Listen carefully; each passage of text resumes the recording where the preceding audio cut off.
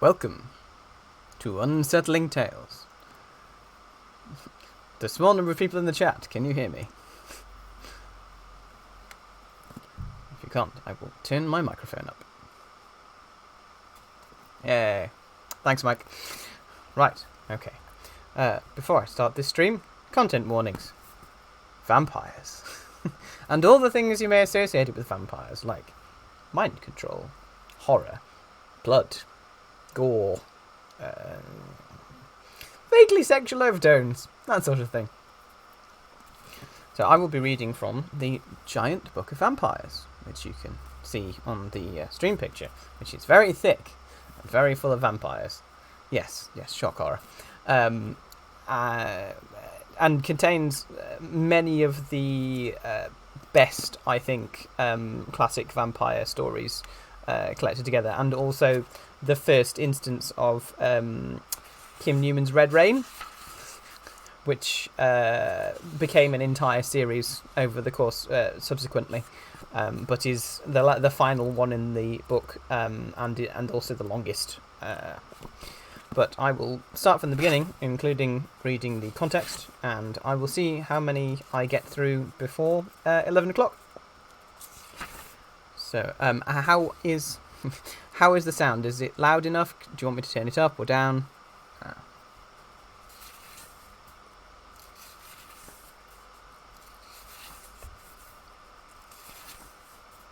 I will look for... Might boost the volume up a smidge. Okay. I have to have the volume relatively low because unfortunately my laptop is very loud. Hopefully that's... The background hum of my laptop is very loud.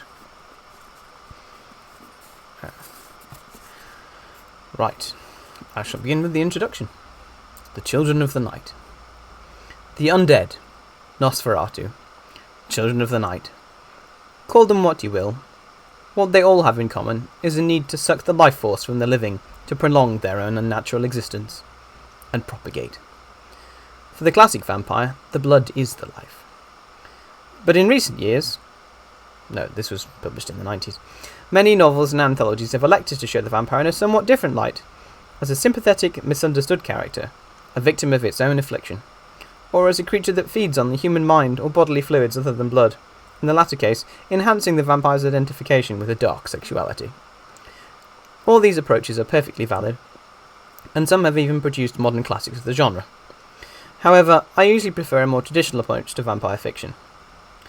The Giant Book of Vampires collects together 29 classic and contemporary stories and one poem.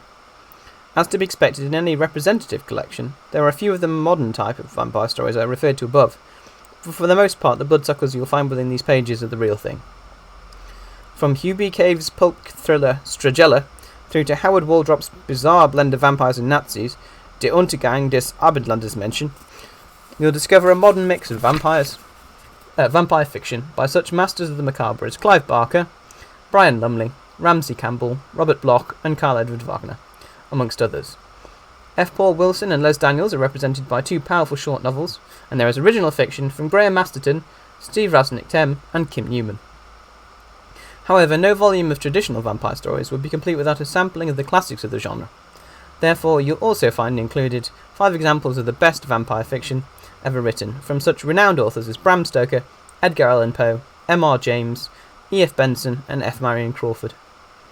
As usual, all the stories in this volume were chosen because they are particular favourites of mine.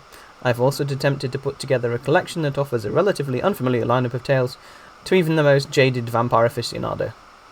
So, before returning the page, make sure that the garlic is in place at window and door, and that a wooden stake is close at hand, just in case.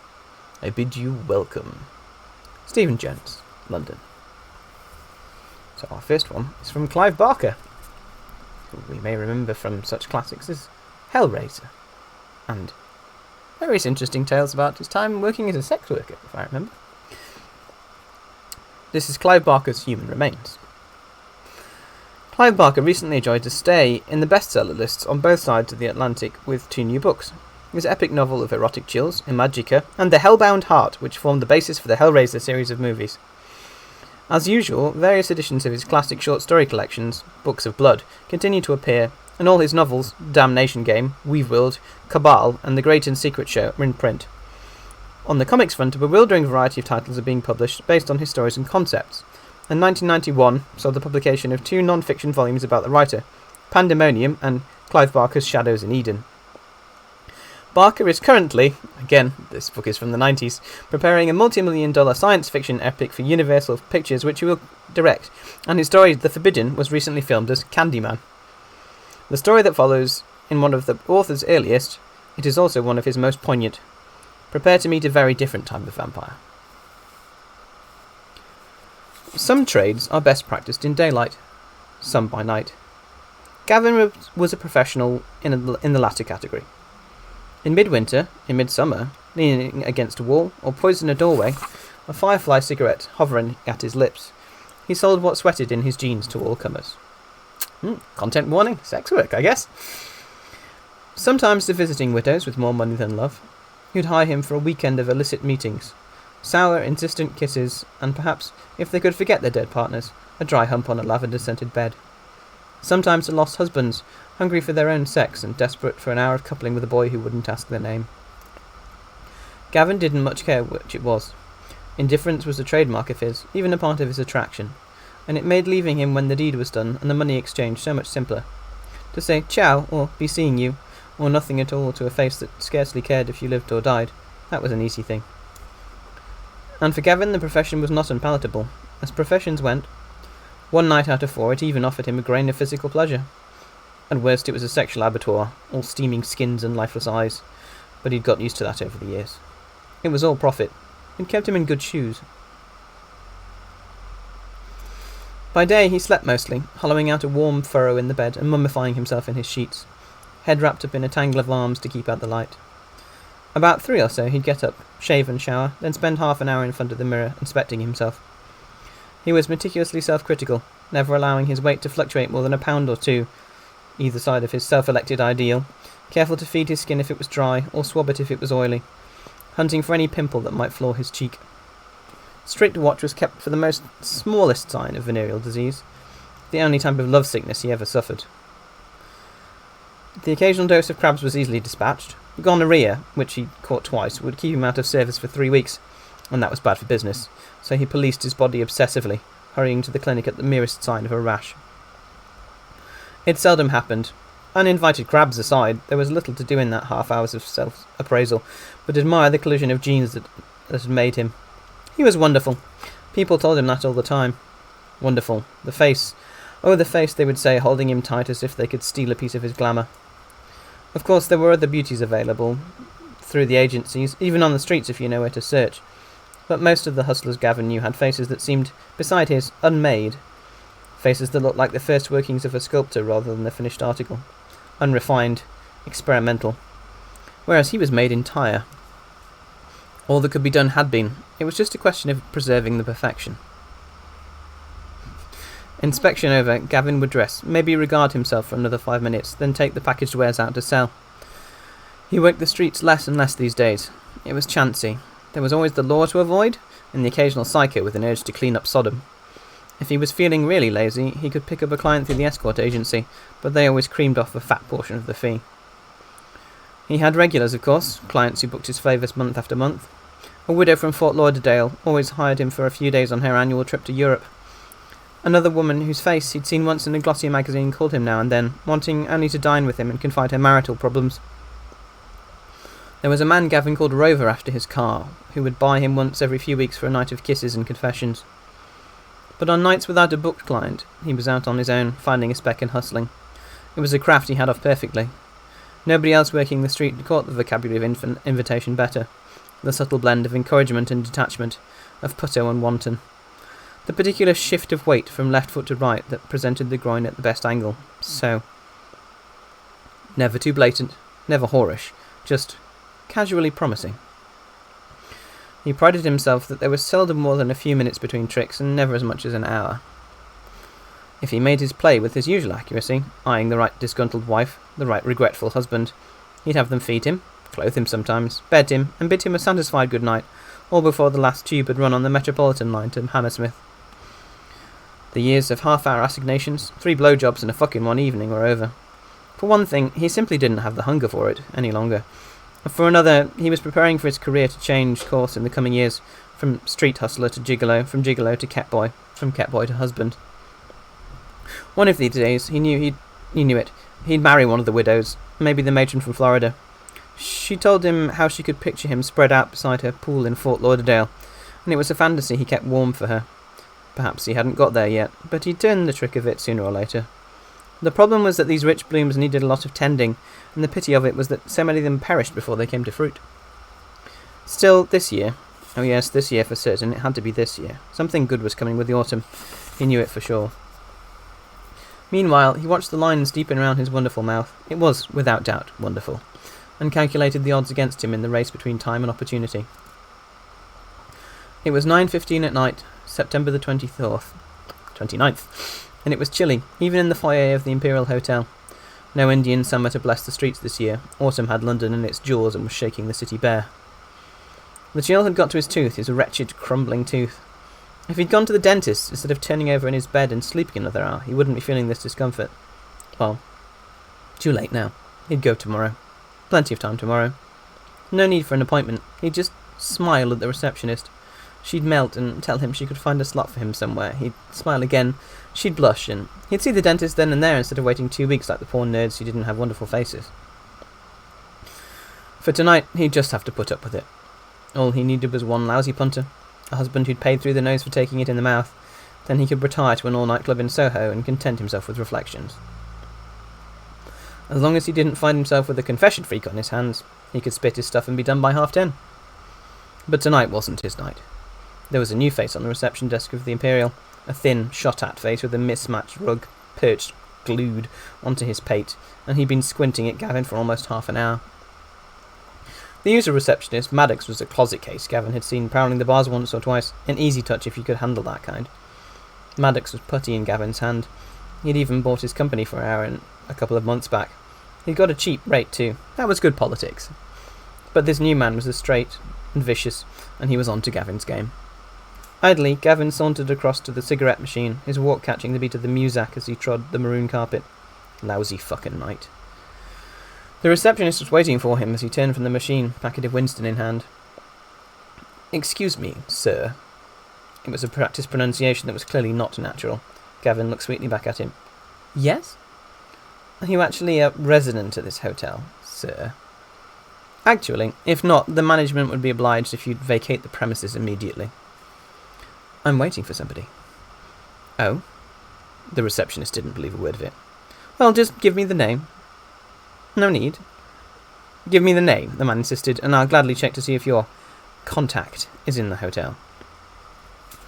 The bastard was going to try and push it, which narrowed the options.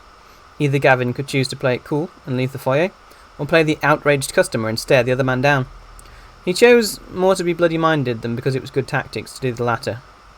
"You don't have any right," he began to bluster, but the receptionist wasn't moved. "Look, Sonny," he said, "I know what you're up to, so don't try to get snotty with me, or I'll fetch the police." He'd lost control of his elocution. It was getting further south of the river with every syllable. "We've got a nice clientele here, and they don't want no truck with the likes of you, see?" "Fucker," said Gavin recoiling. "Well, that's one up for a cocksucker, innit?" "Touché." "Now, Sonny, you want to mince out here under your own steam, and you want to be carried out by the cuffs by the boys in blue." Gavin played his last card. "Where's Mr. Maddox? I want to see Mr. Maddox. He knows me." "I'm sure he does," the receptionist snorted. "I'm bloody sure he does. He was dismissed for improper conduct." The artificial accent was re-establishing itself. "So I wouldn't try dropping his name here if I were you. Okay, on your way."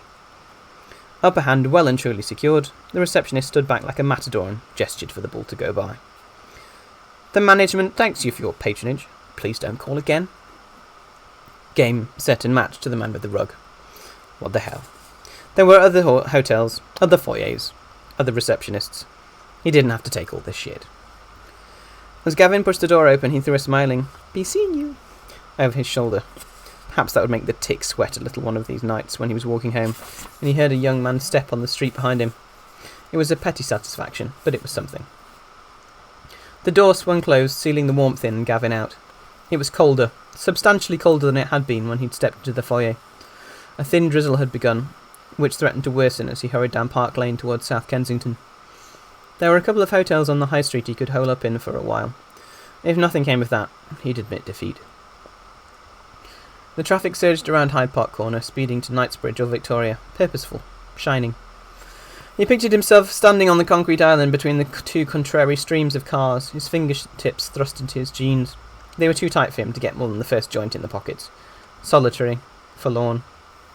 A wave of unhappiness came from some buried place in him. He was 24 and 5 months. He had hustled, on and off, and on again, since he was 17, promising himself that he'd find a marriageable widow, the gigolo's pension, or a legitimate occupation before he was 25. But time passed and nothing came of his ambitions. He just lost momentum and gained another line beneath the eye. And the traffic still came in shining streams, lights signalling this imperative or that, cars full of people with ladders to climb and snakes to wrestle, their passage isolating him from the bank, from safety, with its hunger for destination. He was not what he'd dreamed to be, or promised his secret self, and youth was yesterday. Where was he to go now? The flat would feel like a prison tonight, even if he smoked a little dope to take the edge off the room. He needed to be with somebody tonight, just to see his beauty through someone else's eyes. To be told how perfect his proportions were, be wined and dined and flattered stupid, even if it was by Quasimodo's richer, uglier brother.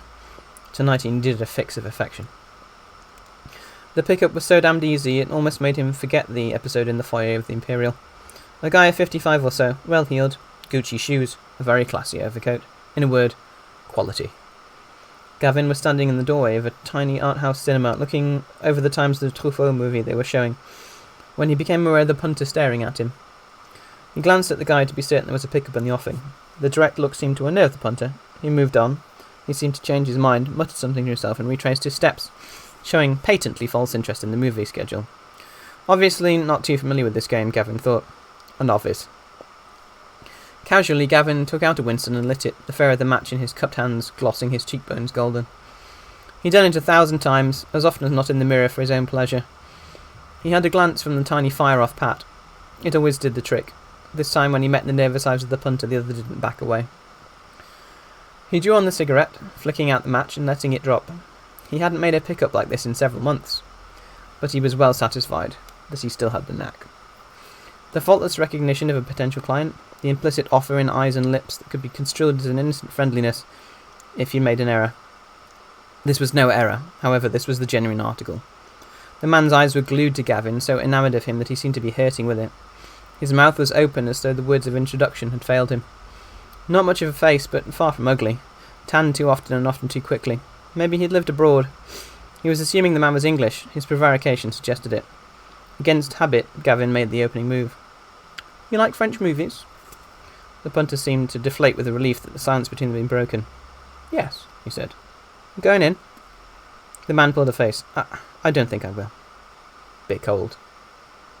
Yes, it is. Bit cold for standing around, I mean. Oh, yes. The punter took the bait. Maybe you'd like a drink? Gavin smiled. Sure, why not? My flat's not far. Sure. I was getting a bit cheesed off, at home. I know the feeling. Now the other man smiled. You are? Gavin. The man offered his leather-gloved hand, very formal, businesslike. The grip as they shook was strong, and no trace of his earlier hesitation remaining. I'm Kenneth, he said. Ken Reynolds. Ken? Shall we get out of the cold? Suits me. I'm only a short walk from here. A wave of musty, centrally heated air hit them as Reynolds opened the door of his apartment. Climbing the 3 flights of stairs had snatched Gavin's breath, but Reynolds wasn't slowed at all. Health freak, maybe. Occupation. Something in the city. The handshake, the leather gloves, maybe the civil service? Come in. There was money here. Underfoot, the pile of the carpet was lush, hushing their steps as they entered. The hallway was almost bare. A calendar hung on the wall, a small table with a telephone, a heap of directories, a coat stand. It's warmer in here. Reynolds was shrugging off his coat and hanging it up.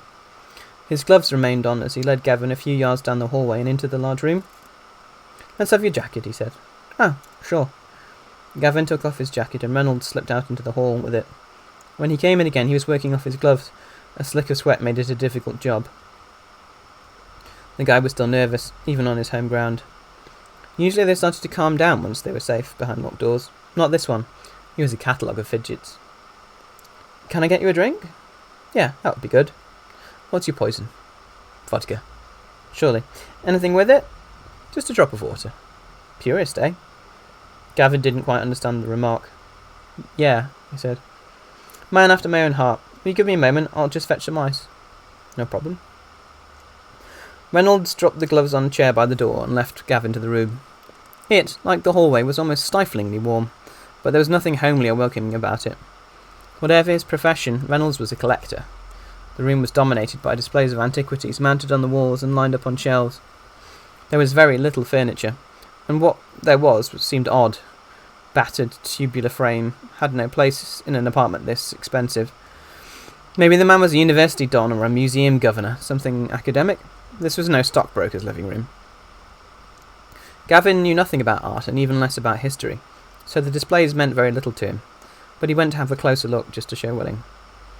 The guy was bound to ask him what he thought of the stuff. The shelves were deadly dull. Bits and pieces of pottery and sculpture, nothing in its entirety, just fragments. On some of the shards, there remained a glimpse of design, though age has almost washed the colours out. Some of the sculpture was recognisably human. Part of a torso or foot, all 5 toes in place. A face that was all but eaten away, no longer male or female. Gavin stifled a yawn. The heat, the exhibits, and the thought of sex made him lethargic.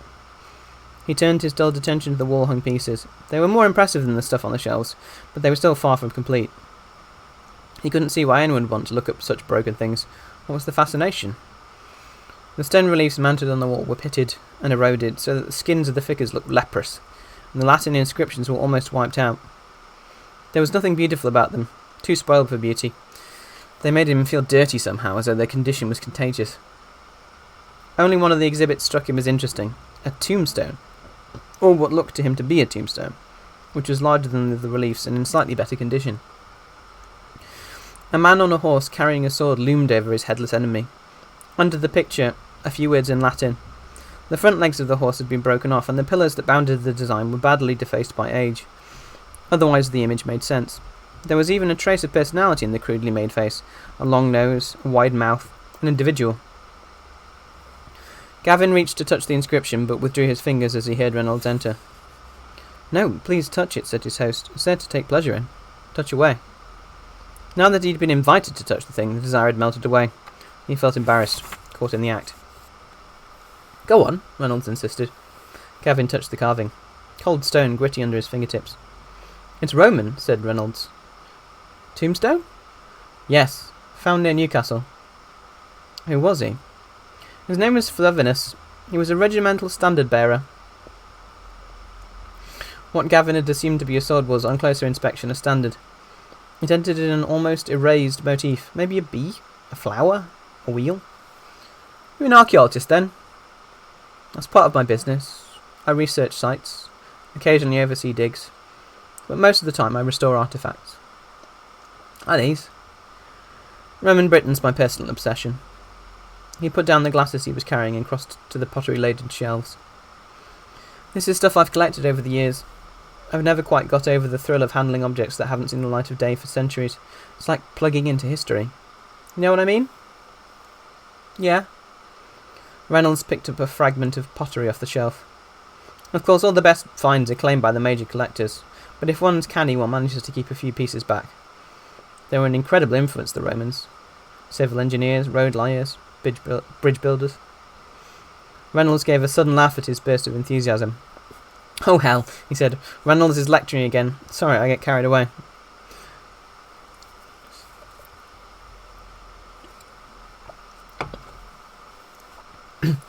Replacing the pottery shard in its niche on the shelf, he returned to the glasses and started pouring drinks.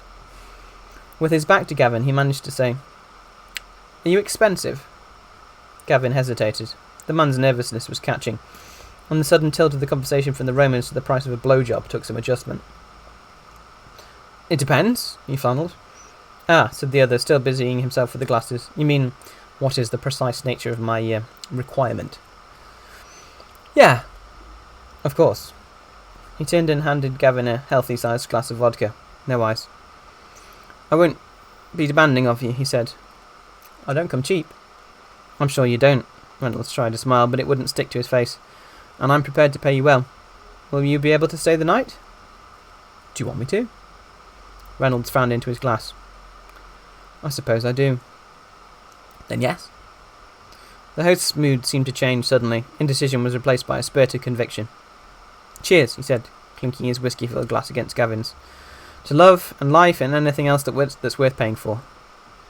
The double-edged remark didn't escape Gavin. The guy was obviously tied up in knots about what he was doing. "I'll drink to that," said Gavin, and took a gulp of the vodka. The drinks came fast after that, and just about his third vodka, Gavin began to feel mellower than he'd felt in a hell of a long time. Content to listen to Reynolds talk of excavations and the glories of Rome with only one ear. His mind was drifting, an easy feeling. Obviously he was going to be here for the night, or at least until the early hours of the morning, so why not drink the punter's vodka and enjoy the experience for what it offered? Later, probably much later, to judge by the way the guy was rambling, there'd be some drink, slurred sex in a darkened room, and that would be that. He'd had customers like this before. They were lonely, perhaps between lovers, and usually simple to please. It wasn't sex this guy was buying, it was company, another body to share his space a while. Easy money. And then, the noise. At first Gavin thought the beating sound was in his head, until Reynolds stood up and twitched at his mouth. The air of well-being had disappeared. "What's that?" asked Gavin, also getting up, dizzy with drink. "It's all right," Reynolds said, palms pressing him down into the chair. "You stay here."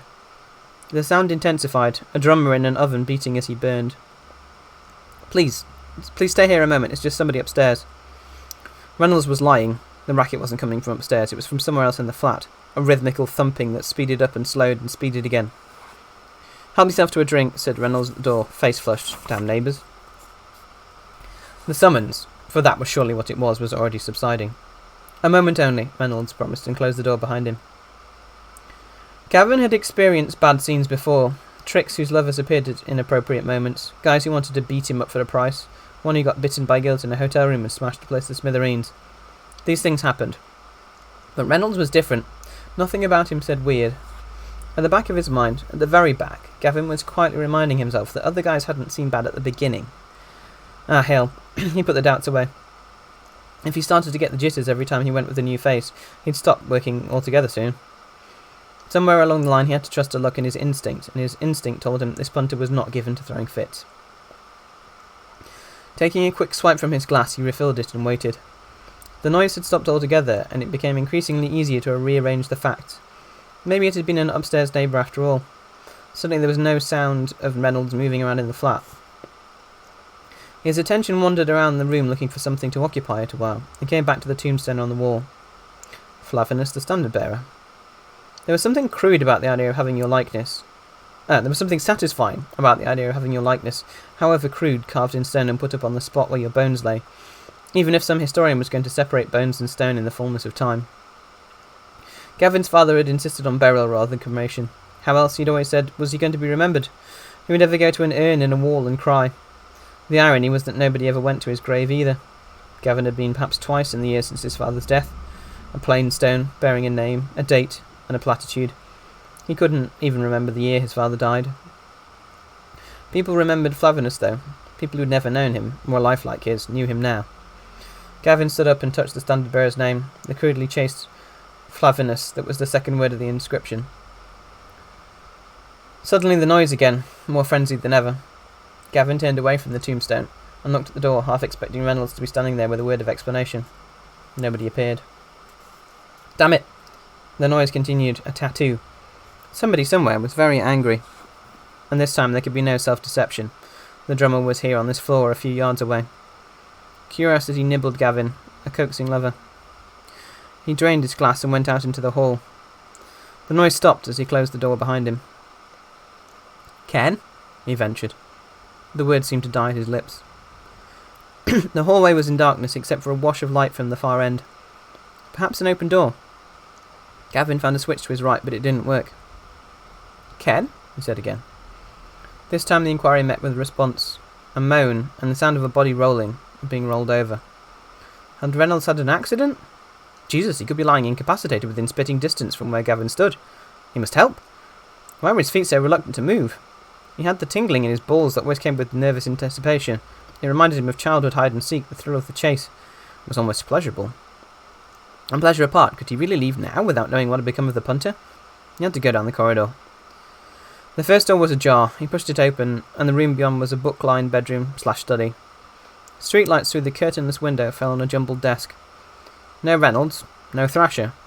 More confident now he'd made the first move, Gavin explored further down the hallway. The next door, the kitchen, was also open. There was no light from inside. Gavin's hands had begun to sweat. He thought of Reynolds trying to pull his gloves off, though they stuck to his palm. What had he been afraid of? It was more than the pickup. There was somebody else in the apartment. Somebody with a violent temper. Gavin's stomach turned as his eyes found the smeared handprint on the door. It was blood. He pushed the door, but it wouldn't open any further. There was something behind it. He slid through the available space and into the kitchen.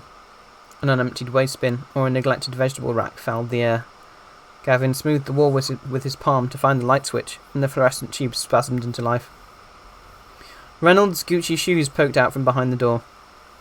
Gavin pushed it too, and Reynolds rolled out of his hiding place. He had obviously crawled behind the door to take refuge. There was something of the beaten animal in his tucked-up body. When Gavin touched him, he shuddered. "It's all right. It's me." Gavin prized a bloody hand from Reynolds' face. There was a deep gouge running from his temple to his chin, and another, parallel with it but not as deep, across the middle of his forehead, and his nose as though he'd been raked by a two-pronged fork. Reynolds opened his eyes. It took him a second only to focus on Gavin before he said, "Go away." "You heard?" "Jesus' sake, go away, quickly. I've changed my mind. You understand?" "I'll fetch the police." The man practically spat. "Get the fucking hell out of here, will you, fucking bomb boy?" Content warning, homophobia. Gavin stood up, trying to make sense out of all of this. The guy was in pain. It made him aggressive. Ignore the insults and fetch something to cover the wound. That was it, cover the wound, and then leave him to his own devices. If he didn't want the police, that was his business. Probably just didn't want to explain the presence of a pretty boy in his hothouse. Just let me get you a bandage. Gavin went back to the hallway. Behind the kitchen door, Reynolds said, "Don't," but the bum boy didn't hear him. It wouldn't have made much difference if he had. Gavin liked disobedience. Don't was an invitation. Reynolds put his back to the kitchen door and tried to edge his way upright using the door handle as purchase. But his head was spinning. A carousel of horrors round and round, each horse uglier than the last. His legs doubled up under him and he fell down like the senile fool he was. Damn. Gavin heard Reynolds fall, but he was too busy arming himself to hurry back into the kitchen. If the intruder who'd attacked Reynolds was still in the flat, he wanted to be ready to defend himself. He rummaged through the reports on the desk in the study and alighted on a paper knife, which was lying beside a pile of unopened correspondence. Thanking God for it, he snatched it up. It was light and the blade was thin and brittle, but properly placed it could surely kill. Happier now, he went back into the hall and took a moment to work out his tactics. The first thing was to locate the bathroom. Hopefully there he'd find a bandage for Reynolds. Even a clean towel would help. Maybe then he could get some sense out of the guy and even coax him into an explanation. Beyond the kitchen, the hallway made a sharp left. Gavin turned the corner and dead ahead the door was ajar. A light burned inside. Water shone on tiles. The bathroom. Clamping his left hand over the right hand that held the knife, Gavin approached the door. The muscles of his arms had become rigid with fear. Would that improve his strike if it was required? He wondered. He felt inept, graceless, slightly stupid. There was blood on the door jamb, a palm print that was clearly Reynolds's. This was where it had happened. Reynolds had thrown out a hand to support himself as he reeled back from his assailant. If the attacker was still in the flat, he must be here. There was nowhere else for him to hide. Later, if there was a later, he'd probably analysed this situation and called himself a fool for kicking the door open, for encouraging this confrontation. But even as he contemplated the idiocy of the action he was performing, it and the door was swinging open across the tiles strewn with water's blood puddles, and any moment there'd be a figure there, hook-handed, screaming defiance. No, not at all. The assailant wasn't here, and if he wasn't here, he wasn't in the flat. Gavin exhaled long and slow. The knife sagged in his hand, denied its pricking. Now, despite the sweat and the terror, he was disappointed. Life had let him down again, snuck his destiny out of the back door, and left him with a mop in his hand and not a medal. All he could do was play nurse to the old man and go on his way. The bathroom was decorated in shades of lime. The blood and tiles clashed. The translucent shower curtain, sporting stylised fish and seaweed, was partially drawn. It looked like the scene of a movie murder, not quite real, blood too bright, light too flat. Gavin dropped the knife in the sink and opened the mirrored cabinet. It was well stocked with mouthwashes, vitamin supplements and abandoned toothpaste tubes, but the only medication was a tin of Elastoplast. As he closed the cabinet door, he met his own features in the mirror, a drained face. He turned on the cold tap full and lowered his head to the sink. A splash of water would clear away the vodka and put some colour in his cheeks. As he cupped the water to his face, something made a noise behind him. He stood up, his heart knocking against his ribs, and turned off the tap. Water dripped off his chin and his eyelashes and gurgled down the wastepipe. The knife was still in the sink, a hand's length away. The sound was coming from the bath. From in the bath. The inoffensive slosh of water. Alarm had triggered flows of adrenaline, and his senses distilled the air with a new precision. A sharp scent of lemon soap, the brilliance of the turquoise angelfish flitting through lavender kelp on the shower curtain, the cold droplets on his face, the warmth behind his eyes. All sudden experiences, details his mind had passed over till now, too lazy to see and smell and feel to the limits of its reach. You're living in the real world, his head said. It was a revelation, and if you're not very careful, you're going to die there. Why hadn't he looked in the bath? Asshole, why not the bath? Who's there? He asked, hoping against hope that Reynolds had an otter that was taking a quiet swim. Ridiculous hope. There was blood here, for Christ's sake. He turned from the mirror as the lapping had subsided. Do it. Then he slid back the shower curtain on its plastic hooks. In his haste to unveil the mystery, he'd left the knife in the sink. Too late now. The turquoise angels concertinaed, and he was looking down into the water. It was deep, coming up to within an inch or two of the top of the bath and murky. A brown scum spiralled on the surface, and the smell of it was faintly animal, like the wet fur of a dog. Nothing broke the surface of the water. Gavin peered in, trying to work out the form at the bottom, his reflection floating amid the scum. He bent closer, unable to puzzle out the relation of shapes in the silt, till he realised the crudely formed fingers of a hand, and he recognised he was looking at a human form curled up into itself like a fetus, lying absolutely still in the filthy water. He passed his hand over the surface to clear away the muck. His reflection shattered, and the occupant of the bath came clear. It was a statue, carved in the shape of a sleeping figure. Only its head, instead of being tucked up tight, was cranked round to stare up out of the blur of sediment towards the surface. Its eyes were painted open, 2 crude blobs on a roughly carved face. Its mouth was a slash, its ears ridiculous handles on its bald head. It was naked, its anatomy no better realised than its features, the work of an apprentice sculptor. In places the paint had been corrupted, perhaps by the soaking, and was lifting off the torso in grey, globular strands. Underneath, a core of dark wood was uncovered. There was nothing to be frightened of here. An objet d'art in a bath, immersed in water to remove a crass paint job. The lapping he had heard behind him had been some bubbles rising from the thing, caused by a chemical reaction.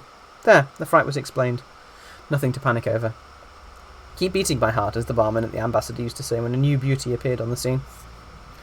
Gavin smiled at the irony. This was no Adonis. Forget you ever saw it.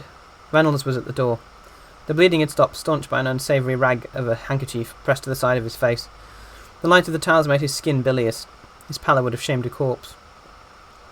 You all right? You don't look it. I'll be fine. Just go, please. What happened? I slipped. Water on the floor. I slipped, that's all. But the noise? Gavin was looking back into the bath. Something about the statue fascinated him. Maybe its nakedness, and that second strip it was slowly performing underwater, the ultimate strip, off with the skin. Neighbours, that's all. What is this? Gavin asked, looking at the unfetching doll face in the water. It's nothing to do with you. Why isn't it all curled up like that? Is he dying? Gavin looked back to Reynolds to see the response to that question, the sourest of smiles fading. You want money? No. Damn you, you're in business, aren't you? There's notes beside the bed. Take whatever you feel you deserve for your wasted time. He was appraising Gavin, and your silence. Again the statue. Gavin couldn't keep his eyes off it. In all its crudity. His own face, puzzled, floated on the skin of the water, shaming the hand of the artist with its proportions. Don't wonder, said Reynolds. Can't help it. This is nothing to do with you. You stole it, is that right? This is worth a mint and you stole it. Reynolds pondered the question and seemed at last too tired to start lying. Yes, I stole it. And tonight somebody came back for it. Reynolds shrugged. Is that it? Somebody came back for it? That's right, I stole it. Reynolds was saying the lines by rote, and somebody came back for it. That's all I wanted to know. Don't come back here, Gavin, whoever you are, and don't try anything clever, because I won't be here. You mean extortion? Said Gavin. I'm no thief. Reynolds' look of appraisal rotted into contempt. Thief or not, be thankful, if it's in you. Reynolds stepped away from the door to let Gavin pass. Gavin didn't move. Thankful for what? He demanded. There was an itch of anger in him. He felt absurdly rejected, as though he was being foisted off with a half-truth because he wasn't worthy enough to share this secret. Reynolds had no more strength left for explanation. He was slumped against the door frame, exhausted. Go, he said. Gavin nodded and left the guy at the door. As he passed from the bathroom into the hallway, a glob of paint must have loosened from the statue. He heard it break surface, heard the lapping at the edge of the bath, could see in his head the way the ripples made the body shimmer. Good night, said Reynolds, calling after him. Gavin didn't reply, nor did he pick up any money on his way out. Let him have his tombstones and his secrets. On his way to the front door, he stepped into the main room to pick up his jacket. The face of Flavinus, the standard-bearer, looked down at him from the wall. The man must have been a hero, Gavin thought. Only a hero would have been commemorated in such a fashion. He'd get no remembrance like that, no stone face to mark his passage. He closed the front door behind him, aware once more that his tooth was aching, and as he did so the noise began again, the beating of a fist against a wall, or worse, the sudden fury of a woken heart. The toothache was really biting the following day, and he went to the dentist mid-morning, expecting to coax the girl on the desk into giving him an instant appointment. But his charm was at a low ebb. His eyes went sparkling quite as luxuriantly as usual. She told him he'd have to wait until the following Friday, unless it was an emergency. He told her it was. She told him it wasn't. It was going to be a bad day. An aching tooth, a lesbian dentist receptionist, ice on the puddles, nattering women on every street corner, ugly children, ugly sky. That was the day the pursuit began. Gavin had been chased by admirers before, but never quite like this. Never so subtle, so surreptitious. He'd had people follow him around for days, from bar to bar, from street to street, so dog-like it almost drove him mad. Seeing the same longing face night after night, screwing up the courage to buy him a drink, perhaps offering him a watch, cocaine, a week in Tunisia, whatever. He'd rapidly come to loathe that sticky adoration that went bad as quickly as milk and stank to high heaven once it had. One of his most ardent admirers, a knighted actor he'd been told, never actually came near him, just followed him around, looking and looking. At first the attention had been flattering, but the pleasure soon became irritation, and eventually he'd cornered the guy in the bar and threatened him with a broken head. He'd been so wound up that night, so sick of being devoured by looks, he'd have done some serious harm if the pitiful bastard hadn't taken the hint. He never saw that guy again. I thought he'd probably gone home and hanged himself. A lot of content warnings here. But this pursuit was nowhere near as obvious. It was scarcely more than a feeling. There was no hard evidence that he had somebody on his tail, just a prickly sense every time he glanced around that someone was slotting themselves into the shadows, or that on a night street a walker was keeping pace with him, matching every click of his heel, every hesitation in his step. It was like paranoia, except that he wasn't paranoid. If he was paranoid, he reasoned, somebody would tell him. Besides, there were incidents. One morning the Catwoman who lived on the landing below him idly inquired who his visitor was, the funny one who came in late at night, and waited on the stairs, hour after hour, watching his room. He'd had no such visitor, and he knew no one who fitted the description. Another day on a busy street, he ducked out of the throng into the doorway of an empty shop, and was in the act of lighting a cigarette when somebody's reflection, distorted through the grime on the window, caught his eye. The match burned his finger. He looked down as he dropped it, and when he looked up again, the crowd had closed around the watcher like an eager sea. It was a bad, bad feeling, and there was more where that came from. Gavin had never spoken with Praetorius, though they'd exchanged an occasional nod on the street, and each asked after the other in the company of mutual acquaintances, as though they were dear friends. Praetorius was black, somewhere between 45 and assassination, a glorified pimp who claimed to be descended from Napoleon. He'd been running a circle of women and 3 or 4 boys for the best part of a decade, and doing well from the business. When he first began to work, Gavin had been strongly advised to ask for Praetorius' patronage, but he'd always been too much of a maverick to want that kind of help. As a result, he'd never been looked upon kindly by Praetorius or his clan. Nevertheless, once he became a fixture on the scene, no one challenged his right to be his own man. The word was that Praetorius even admitted a grudging admiration for Gavin's greed. Admiration or no, it was a chilly day in hell when Praetorius actually broke the silence and spoke to him. "Wait, boy!" It was towards 11, and Gavin was on his way from a bar off St. Martin's Lane to a club in Covent Garden. The street still buzzed, and there were potential punters among the theatre and moviegoers, but he hadn't got the appetite for it tonight. He had 100 in his pocket, which he'd made the day before, and hadn't bothered to bank. Plenty to keep him going. His first thought was when he saw Praetorius and his piebald goons blocking his path was, "They want my money." "White boy!" Then he recognised the fat, shining face. Praetorius was no street thief, never had been, never would be. "White boy, I'd like a word with you." Praetorius took a nut from his pocket, shelled it in his palm, and popped the kernel into his ample mouth. Constant warning. Racism. You don't mind, do you? What do you want? Like I said, just a word. Not too much to ask, is it? Okay, what? Not here. Gavin looked at Praetorius' cohorts. They weren't guerrillas. Content warning. Hella racism. That wasn't the black style at all, but nor were they 98-pound weaklings. This scene didn't look, on the whole, too healthy. "Thanks, but no thanks," Gavin said, and began to walk with as even a pace as he could muster away from the trio. They followed. He prayed they wouldn't, but they followed. Praetorius talked at his back. "Listen, I hear bad things about you," he said. "Oh yeah? I'm afraid so. I'm told you attacked one of my boys." Gavin took 6 paces before he answers. "Not me, you got the wrong man." "You recognise, you trash. You did him some serious mischief." "I told you, not me. You're a lunatic, you know that. You should be put behind fucking bars." Praetorius was raising his voice. People were crossing the street to avoid the escalating argument. Without thinking, Gavin turned off St. Martin's Lane into a long acre, and rapidly realised he'd made a tactical error. The crowds thinned substantially here, and it was a long trek through the streets of Covent Garden before he reached another centre of activity. He should have turned right instead of left, and he'd have stepped onto Charing Cross Road. There would have been some safety there. Damn it, he couldn't turn round, not and walk straight into them. All he could do was walk, not run. Never run with a mad dog on your heels, and hope he could keep the conversation on an even keel. "Praetorius, you've lost me a lot of money." "I don't see. You put some of my prime boy meat out of commission. It's going to be a long time till I get that kid back on the market. He's shit scared, see?" "Look, I didn't do anything to anybody." Why'd you fucking lie to me, trash? What have I ever done to you? You treat me like this. Pretorius picked up his pace a little and came up level with Gavin, leaving his associates a few steps behind. Look, he whispered to Gavin, kids like that can be tempting, right? That's cool. I can get into that. You put a little boy pussy on my plate, I'm not going to turn my nose up at it. But you hurt him, and when you hurt one of my kids, I bleed too. If I'd done this like you say, you think I'd be walking the street? Maybe you're not a well man, you know. We're not talking about a couple of bruises here, man. I'm talking about you taking a shower in a kid's blood, that's what I'm saying. Hanging him up and cutting him everywhere, then leaving him on my fucking stairs wearing a pair of fucking socks. You got my message now, white boy. You need my message. Genuine rage had flared as Pretorius described the alleged crimes, and Gavin wasn't sure how to handle it. He kept his silence and walked on. That kid idolised you, you know? Thought you were essential reading for an aspirant bum boy. How'd you like that? Not much. You should be fucking flattered, man. Because that's about as much as you'll ever amount to. Thanks? You've had a good career. Pity it's over. Gavin felt iced lead in his belly.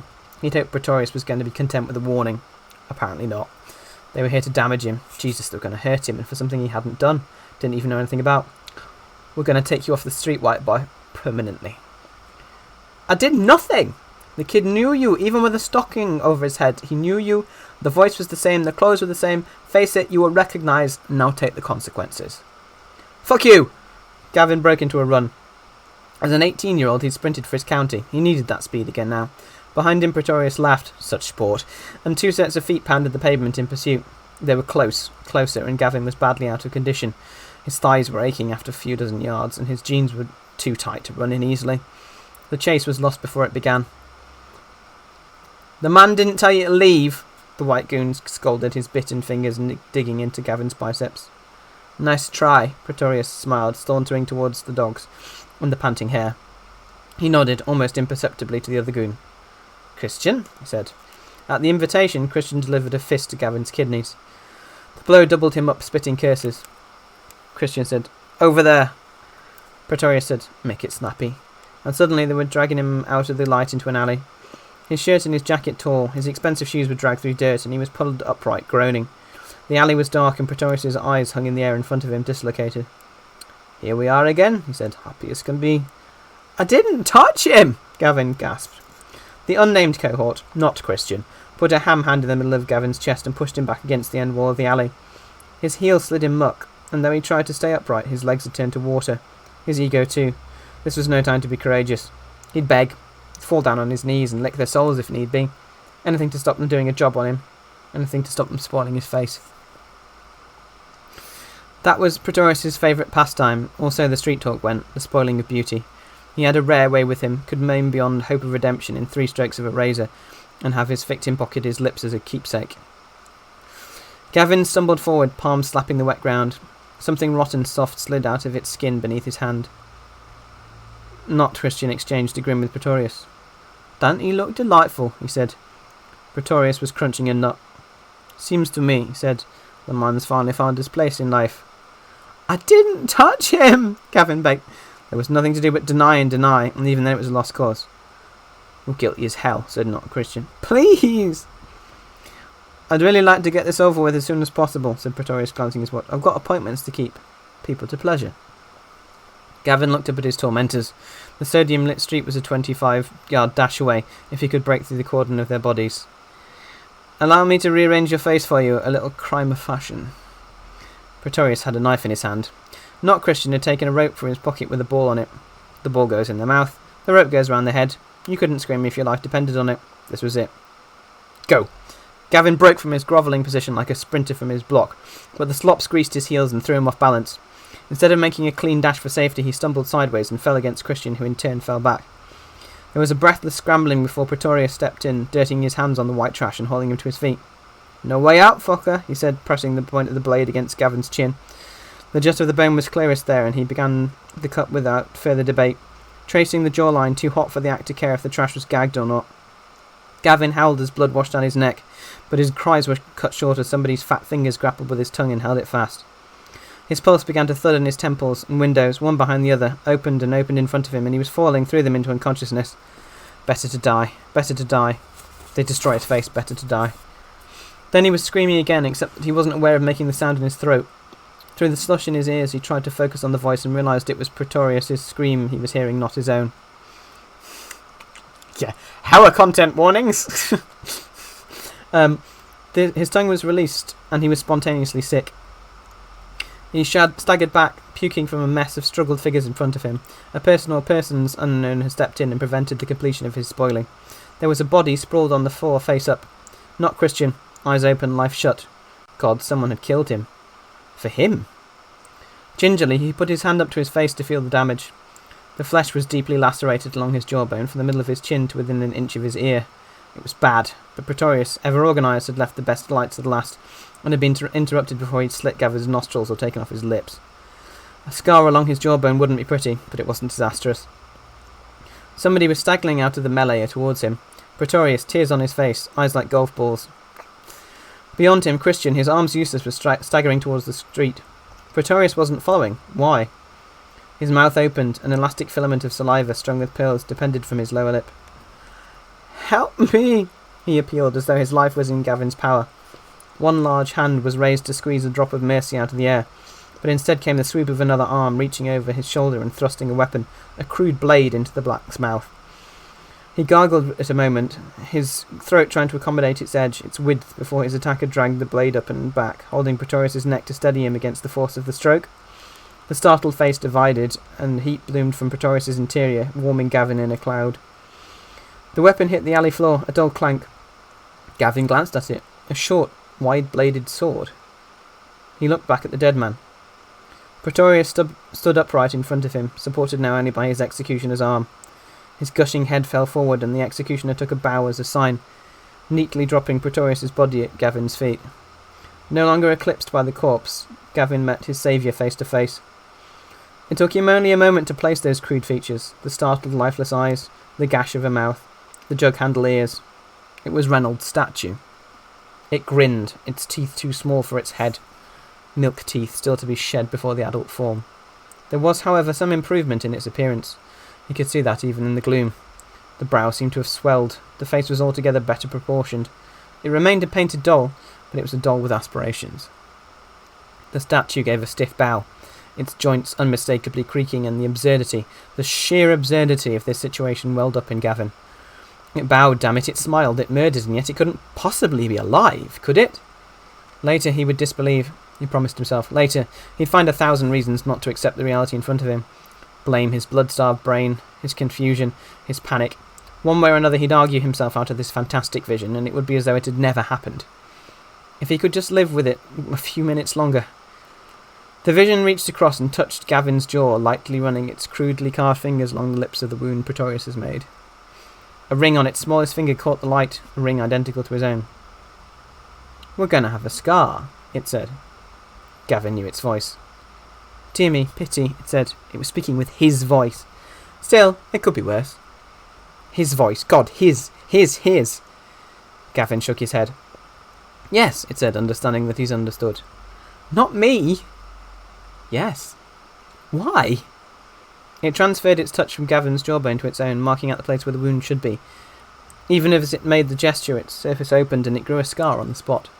No blood welled up. It had no blood.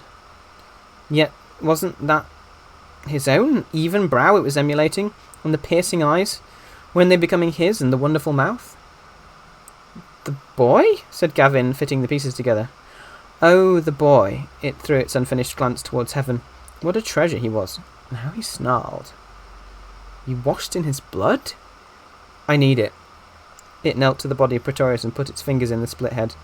"This blood's old, but it'll do." The boy was better. It daubed Pretorius' blood on its cheek like war paint.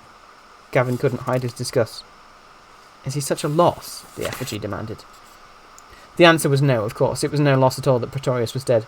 No loss that some drugged, cock-sucking kid had given up some blood and sleep because this painted miracle needed to feed its growth.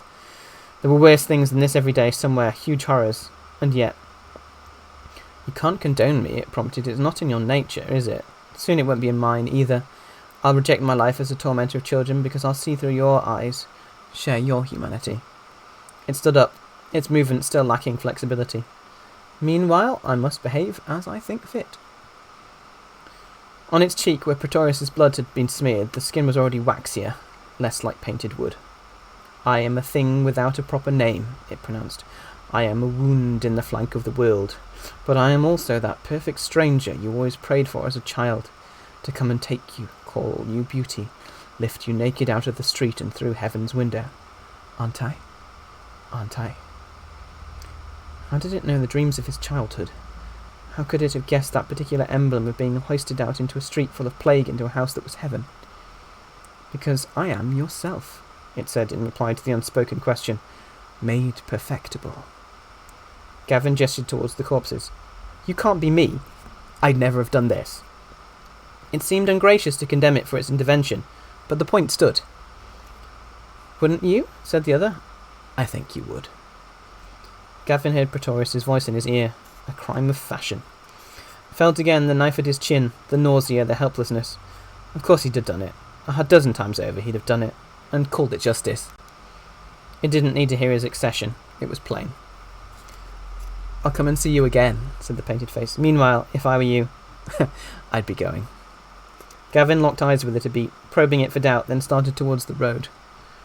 "Not that way, this."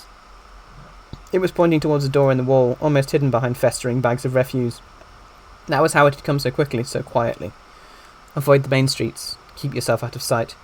I'll find you again when I'm ready." Gavin needed no further encouragement to leave. Whatever the explanations of the night's events, the deeds were done. Now wasn't the time for questions. He slipped through the doorway without looking behind him, but he could hear enough to turn his stomach. The thud of fluid on the ground, the pleasurable moan of the miscreant. The sounds were enough for him to be able to picture its toilet.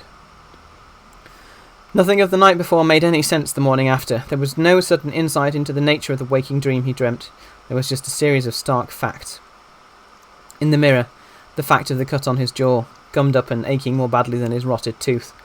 In the newspapers, the reports of 2 bodies found in the Covent Garden area known as criminals viciously murdered in what the police described as a gangland slaughter. In his head, the inescapable knowledge that he would be found out sooner or later. Somebody would surely have seen him with Pretorius and spilled the beans to the police. Maybe even Christian, if he was so inclined, and they'd be there, on his step, with cuffs and warrants. Then what could he tell them in reply to their accusations? That the man who did it all was not a man at all, but an effigy of some kind, that was by degrees becoming a replica of himself? The question was not whether he'd be incarcerated, but which hole they'd lock him in, prison or asylum. Juggling despair with disbelief, he went to the casualty department to have his face seen to, where he waited patiently for 3.5 hours with dozens of similar walking wounded. The doctor was unsympathetic. There was no use in stitches now, he said. The damage was done, the wound could and would be cleaned and covered, but a bad scar was now unavoidable. "Why didn't you come last night when it happened?" the nurse asked. He shrugged. What the hell did they care? Artificial compassion didn't help him an iota. As he turned the corner with his street, he saw the cars outside the house, the blue light, the cluster of neighbours grinning their gossip. Too late to claim anything of his previous life.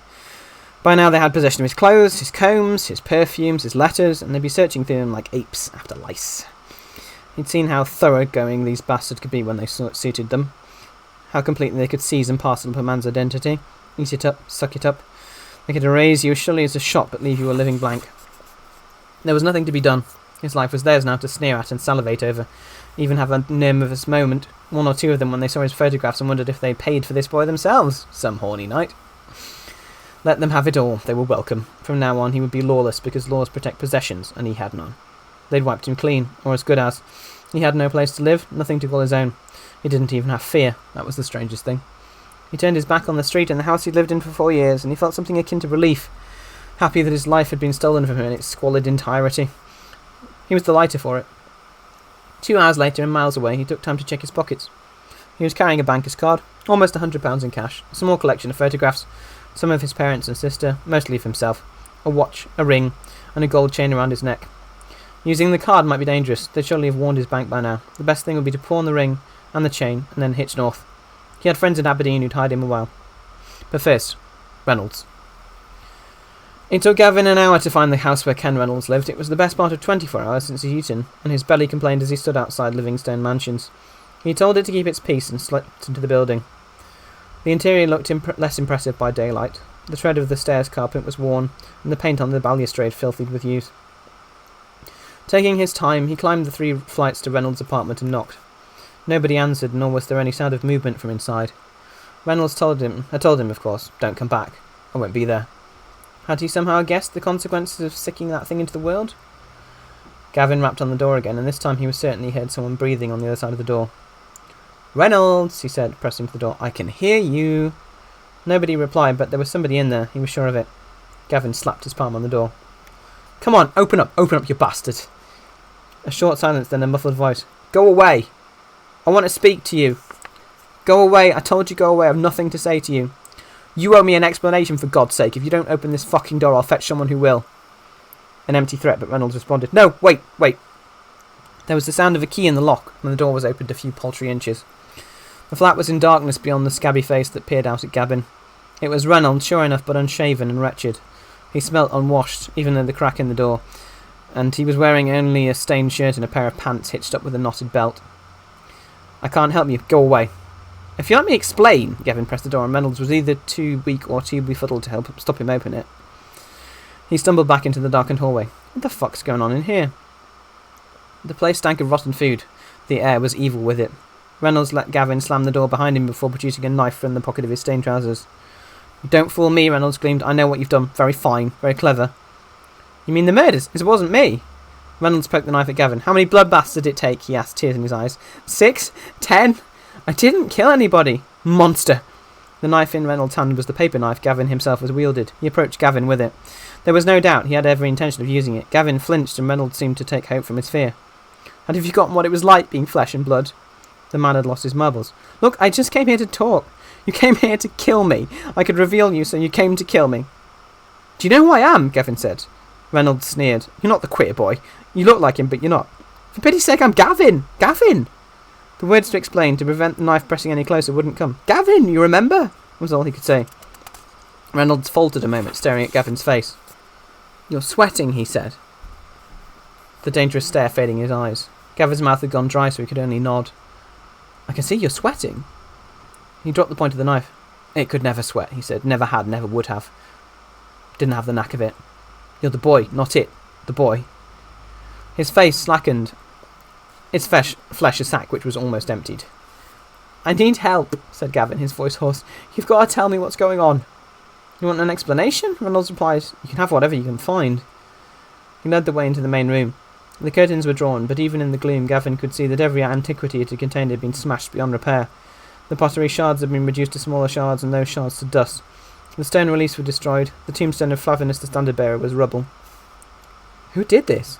I did, said Reynolds. Why? Reynolds sluggishly picked his way through the destruction to the window and peered through a slit in the velvet curtains. It'll come back, you see, he said, ignoring the question. Gavin insisted. Why destroy it all? It's a sickness, Reynolds replied, needing to live in the past. He turned from the window. I stole most of these pieces, he said. Over a period of many years, I was put in a position of trust and I misused it. He kicked over a sizable chunk of rubble. Dust rose. Flavinus lived and died. That's all there is to tell. Knowing his name means nothing, or next to nothing.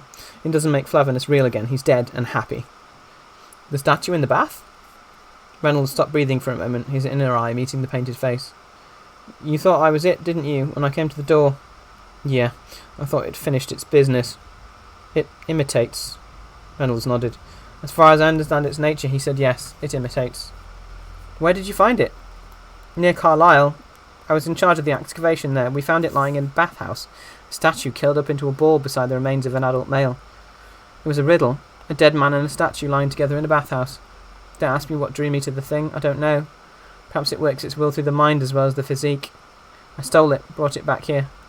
And you fed it? Reynolds stiffened. Don't ask. I am asking. You fed it? Yes. You intended to bleed me, didn't you? That's why you brought me here, to kill me and let it wash itself. Gavin remembered the noise of the creature's fists on the side of the bath, that angry demand for food like a child beating on its cot. He'd been so close to being taken by it, lamb-like. Why didn't it attack me the way it did you? Why didn't it just jump out of the bath and feed on me? Reynolds wiped his mouth with the palm of his hand. Saw your face, of course. Of course, it saw my face and wanted it for itself, and it couldn't steal the face of a dead man, so let me be. The rationale for its behaviour was fascinating now it was revealed. Gavin felt a taste of Reynolds' passion unveiling mysteries. The man in the bathhouse, the one you uncovered? Yeah. You stopped it doing the same thing to him, is that right? That's probably why his body was never moved, just sealed up. No one understood that he died fighting a creature that was stealing his life. The picture was just as near damn complete, just anger remaining to be answered. This man had come close to murdering him to feed the effigy. Gavin's fury broke the surface. He took hold of Reynolds by shirt and skin and shook him. Was it his bones or teeth that rattled? It almost got my face, he stared into Reynolds' bloodshot eye. What happens when it finally has the trick off Pat? I don't know. You tell me the worst. Tell me. It's all guesswork, Reynolds replied. Guess then. When it's perfected its physical imitation, I think it'll steal the one thing it can't imitate. Your soul. Reynolds was past fearing Gavin. His voice had sweetened as though he was talking to a condemned man. He even smiled. Fucker. Gavin hauled Reynolds' face yet closer to his. White spittle dotted the old man's cheek. You don't care! You don't give a shit, do you? He hit Reynolds across the face, once, twice, then again and again, until he was breathless. The old man took the beating in absolute silence, turning his face up from one blow to receive another, brushing the blood out of his swelling eyes only to have them fill again. Finally the punches faltered. Reynolds, on his knees, picked pieces of tooth off his tongue. I deserve that, he murmured. How do I stop it? Said Gavin. Reynolds shook his head. Impossible, he whispered, plucking at Gavin's hand. Please, he said, and taking the fist, opened it and kissed the lines. Gavin left Reynolds in the ruins of Rome and went out into the street. The interview with Reynolds had told him little he hadn't guessed. The only thing he could do now was find this beast that had his beauty and best it. If he failed attempting to secure his only certain attribute, a face that was wonderful. Talk of souls and humanity was for him so much wasted air. He wanted his face. There was a rare purpose in his step as he crossed Kensington. After years of being the victim of circumstance, he saw circumstance embodied at last. He would shake sense from it, or die trying. In his flat, Reynolds drew aside the curtain to watch a picture of the evening fall on a picture for city. No night he would live through. No city he'd walk in again. Out of sight, he let the curtain drop and picked the short stabbing sword. The point he put to his chest. Come on, he told himself, and the sword, and pressed the hilt.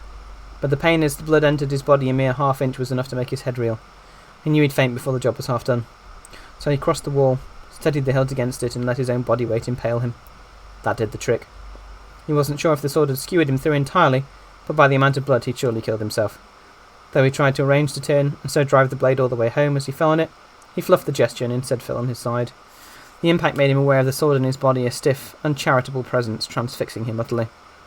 It took him well over 10 minutes to die, but in that time, pain apart, he was content. Whatever the flaws of his 57 years, and there were many, he felt he was perishing in the way his beloved Flavinus would not have been ashamed of. Towards the end it began to rain, and a noise on the roof made him believe God was burying the house, sealing him up forever. And as the moment came, so did a splendid delusion. A hand, carrying a light and escorted by voices, seemed to break through the wall. Ghosts of the future come to excavate his history.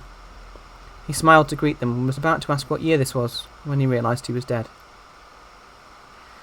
The creature was far better at avoiding Gavin than he'd been at avoiding it. 3 days passed without his pursuer snatching sight of hide or hair of it. But the fact of its presence close was never too close, but never too close, was indisputable.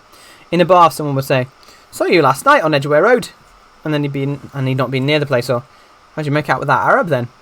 Or "Don't you speak to your friends any longer?" And God, he'd soon got to like the feeling. The distress gave way to a pleasure he'd not known since the age of 2, ease. So what if someone else was working his patch, dodging the law and streetwise alike? So what if his friends, what friends, leeches, were being cut out by this supercilious copy? So what if his life had been taken from him and he was being worn to its length and the breadth in lieu of him? He could sleep and know that he, or something like him, it made no difference, was awake in the night and being adored. He began to see the creature not as a monster terrorising him, but as his tool, his public persona almost. It was substance. He shadow. He woke, dreaming. It was 4:15 in the afternoon and the whine of traffic was loud from the street below. A twilight room. The air breathed and rebreathed and breathed again, so it smelt of his own lungs. It was over a week since he'd left Reynolds to the ruins, and in that time he'd only ventured out from his new digs, 1 tiny bedroom, kitchen, bathroom, 3 times. Sleep was more important now than food or exercise. He had enough dope to keep him happy when sleep wouldn't come, which was seldom, and he'd grown to like the staleness of the air, the flux of light through the curtainless window, the sense of a world elsewhere which he had no part of or place in. Today he told himself he ought to go out and get some fresh air, but he hadn't been able to raise the enthusiasm. Maybe later, much later, when the bars were emptying, he wouldn't be noticed, Then he'd slip out of his cocoon and see what could be seen. For now there were dreams. Water. He dreamt water, sitting beside a pool in Fort Lauderdale, a pool full of fish, and the splash of their leaps and dives was continuing an overflow from sleep. Or was it the other way round? Yes, he had been hearing running water in his sleep, and his dreaming mind had made an illustration to accompany the sound. Now awake, the sound continued. It was coming from the adjacent bathroom, no longer running but lapping. Somebody had obviously broken in while he was asleep and was now taking a bath. He ran down the short list of possible intruders, the few who knew he was here. There was Paul, a nascent hustler who'd bedded down on the floor 2 nights before. There was Chink, yet more racism, the dope dealer, and the girl from downstairs he thought was called Michelle. Who was he kidding? None of these people would have broken the lock on the door to get in. He knew very well who it must be. He was just playing a game with himself, enjoying the process of elimination, before he narrowed the options to 1. Keen for reunion, he slid out from his skin of sheet and duvet. His body turned to a column of goose flesh as the cold air encased him. His sleep erection hid his head. As he crossed to the room to where his dressing gown hung on the back of the door, he caught sight of himself in the mirror, a freeze frame from an atrocity film, a wisp of a man shrunk by cold and lit by rainwater light. His reflection almost flickered, he was so insubstantial. Wrapping the dressing gown, his only freshly purchased garment, around him, he went to the bathroom door. There was no noise of water now. He pushed the door open. The warped linoleum was icy beneath his feet, and all he wanted to do was see his friend and crawl back into bed. But he owed the tatters of his curiosity more than that. He had questions. The light through the frosted glass had deteriorated rapidly in the 3 minutes since he'd woken, the onset of night and a rainstorm congealing the gloom. In front of him the bath was almost filled to overflowing. The water was oil-slick, calm and dark. As before, nothing broke the surface. It was lying deep, hidden. How long was it since he'd approached a lime green bath in a lime green bathroom and peered into the water? It could have been yesterday. His life between then and now had become one long night. He looked down. It was there, tucked up as before. And sleep. Still wearing all its clothes, as though it had been no time to undress before it hid itself.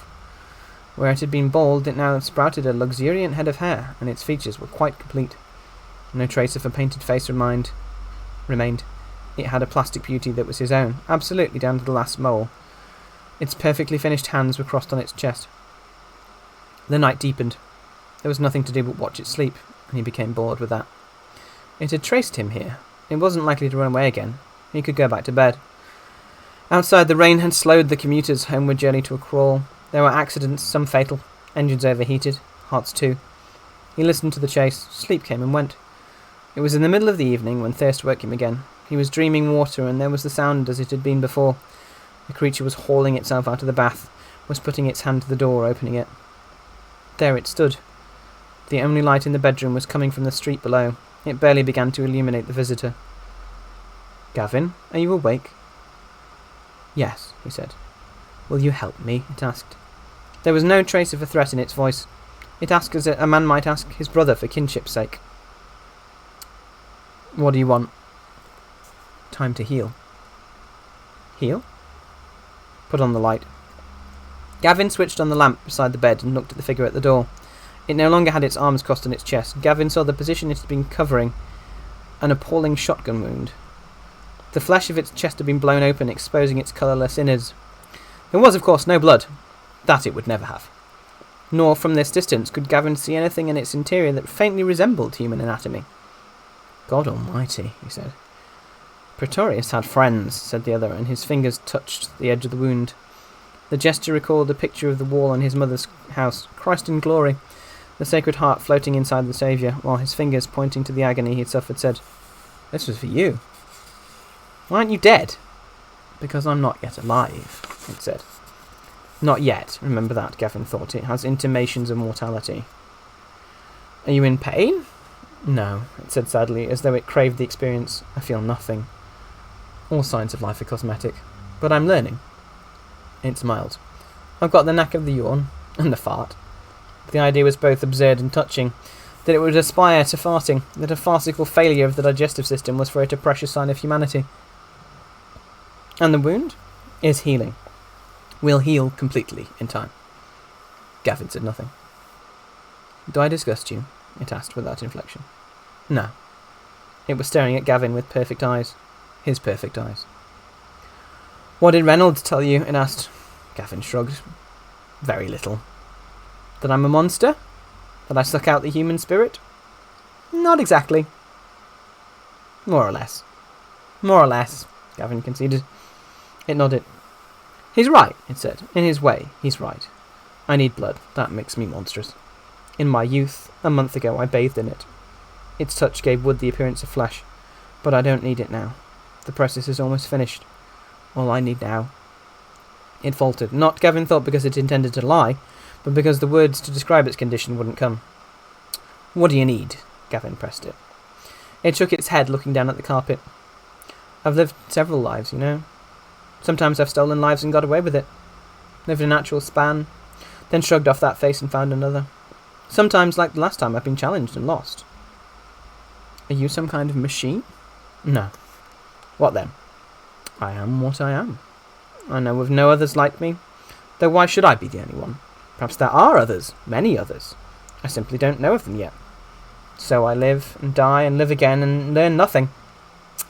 The word was bitterly pronounced. "Of myself. You understand? You know what you are because you see others like you. If you were alone on Earth, what would you know? What the mirror told you, that's all. The rest would be myth and conjecture."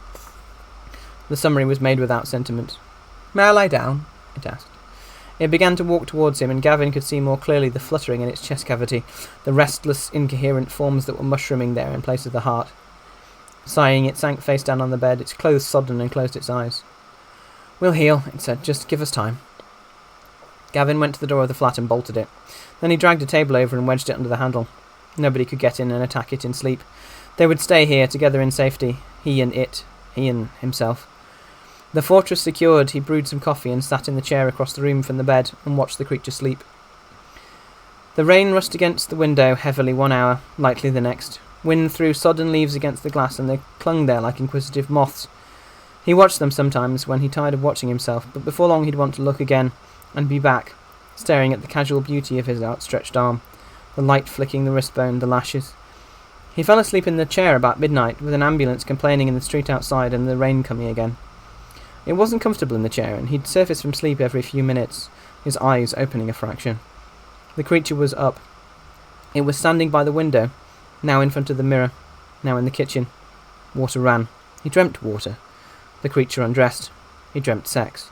It stood over him, its chest whole, and he was reassured by its presence. He dreamt, it was for a moment only, himself lifted out of the street, through a window, into heaven. It dressed in his clothes. He murmured his assent to the theft in his sleep. It was whistling, and there was just a threat of day through the window, but he was too dozy to stir just yet, and quite content to have the whistling young man in his clothes live for him. At last it leaned over the chair and kissed him on the lips, a brother's kiss, and left.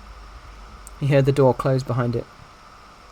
After that there were days, he wasn't sure how many, when he stayed in the room and did nothing but drink water. His thirst had become unquenchable, drinking and sleeping, drinking and sleeping. Twin moons. The bed he slept on was damp at the beginning from where the creature had laid, and he had no wish to change the sheets. On the contrary, he enjoyed the wet linen, which his body dried out too soon. When it did, he took a bath himself in the water the thing had lain in, and returned to the bed dripping wet, his skin crawling with cold and the scent of mildew all around. Later, too indifferent to move, he allowed his bladder free rein when he lay on the bed, and then water in time became cold until he dried it with his dwindling body.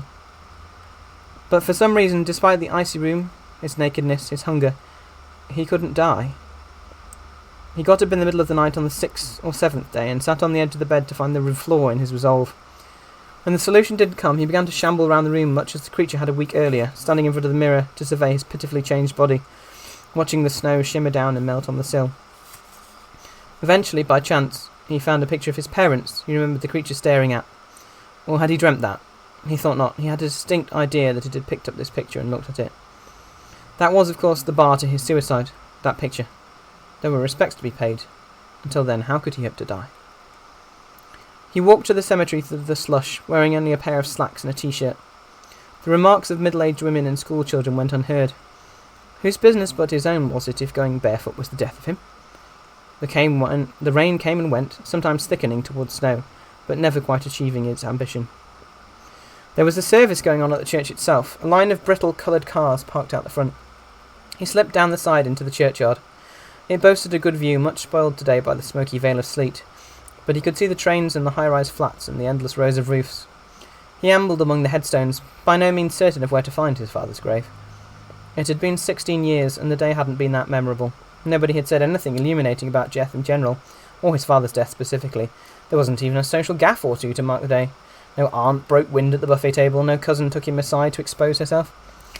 He wondered if the rest of the family ever came here, whether indeed they were still in the country. His sister had always threatened to move out, go to New Zealand, begin again. His mother was probably getting through her fourth husband by now, poor sod, though perhaps she was the pitiable one with her endless chatter, barely concealing the panic. Here was the stone, and yes, there were fresh flowers in the marble urn that rested among the green marble chips. The old bugger had not lain here enjoying the view unnoticed. Obviously somebody, he guessed his sister, had come here seeking a little comfort from father.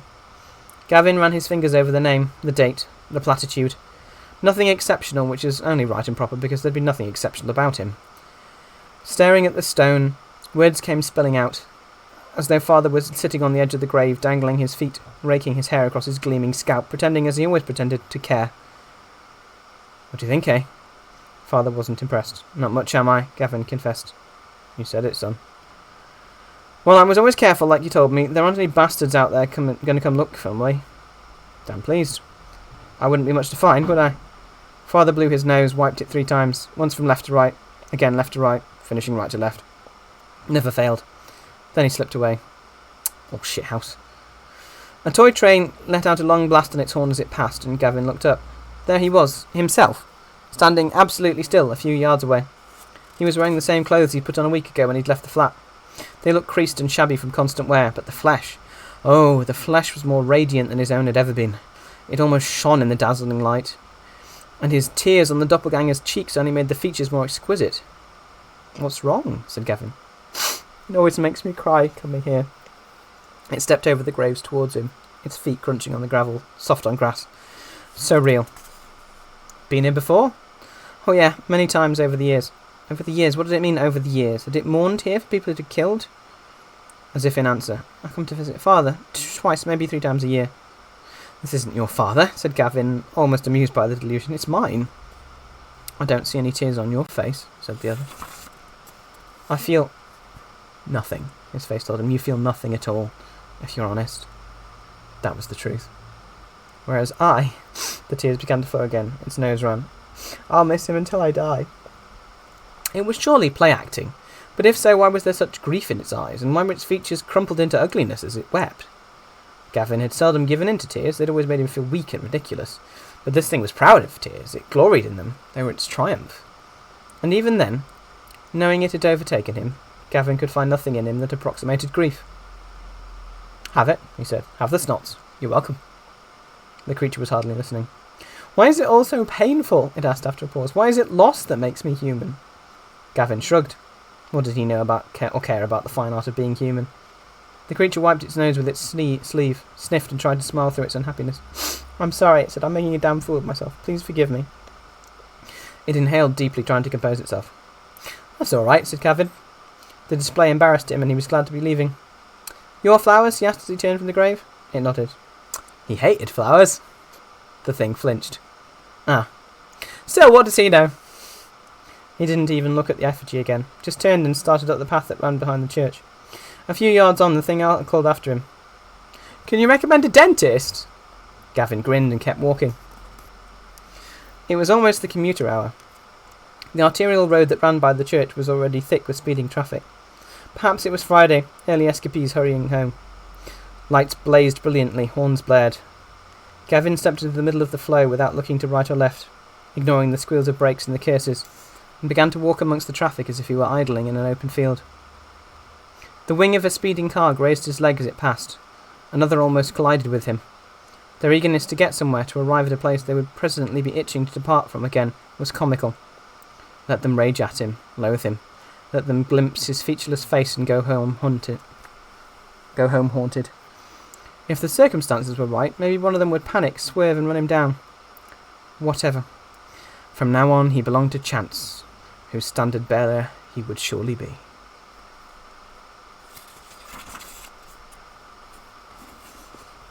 That's it. that took an hour and a half to get through. Good job, Clive Barker. That's quite interesting, actually, because I read recently that Clive Barker used to do sex. I didn't realise he was gay, and he used to do sex work, quite often BDSM sex work, apparently. And hello. So I imagine a lot of that story may well have been informed by his own life. And hi, XFI. I don't know who you are, I'm afraid. I was only expecting people for people I knew, but so yes. So when I put that up on YouTube, there's going to be a lot of content warnings, like every possible content warning. Yeah, I guess maybe it is sad. I think Clive Barker had quite a hard life by the sound of it. Interiority. So that was an hour and a half of reading. So I'm going to take a quick break. The next story, let's see how long it is. Is thankfully very much not as long as that Clive Barker one was. So I will take a break and then I'll come back and I'll read the next story and then I'll stop at that point because it'll probably be about 10 o'clock. Yes, thank you, Lexi. Self-care for Lou. The next story is by Brian Lumley. And from what I remember of Brian Lumley, content warnings for gratuitous body horror. Like... full on, like I've read the Necroscope series and it is so unbelievably like squicky that I suspect that this one will also be squicky as heck as well. But I will take a 5 or 10 minute break, get some water before I move on to the next story. So I'll see you back here in 5 or 10 minutes, and everybody else. Hydrate, move around, do all the self-care things, especially since that was really quite visceral, as you'd expect from Brian Lumley. And I will be back in a minute. Oh, okay. Are you going to bed, Lexi? All right, night, Lexi. Right.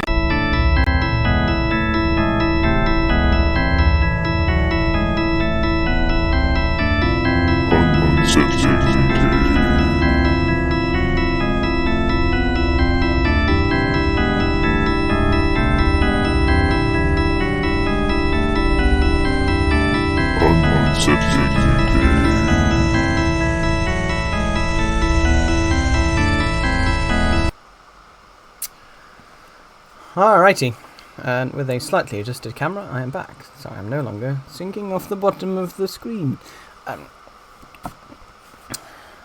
Okay, so we are now going on to...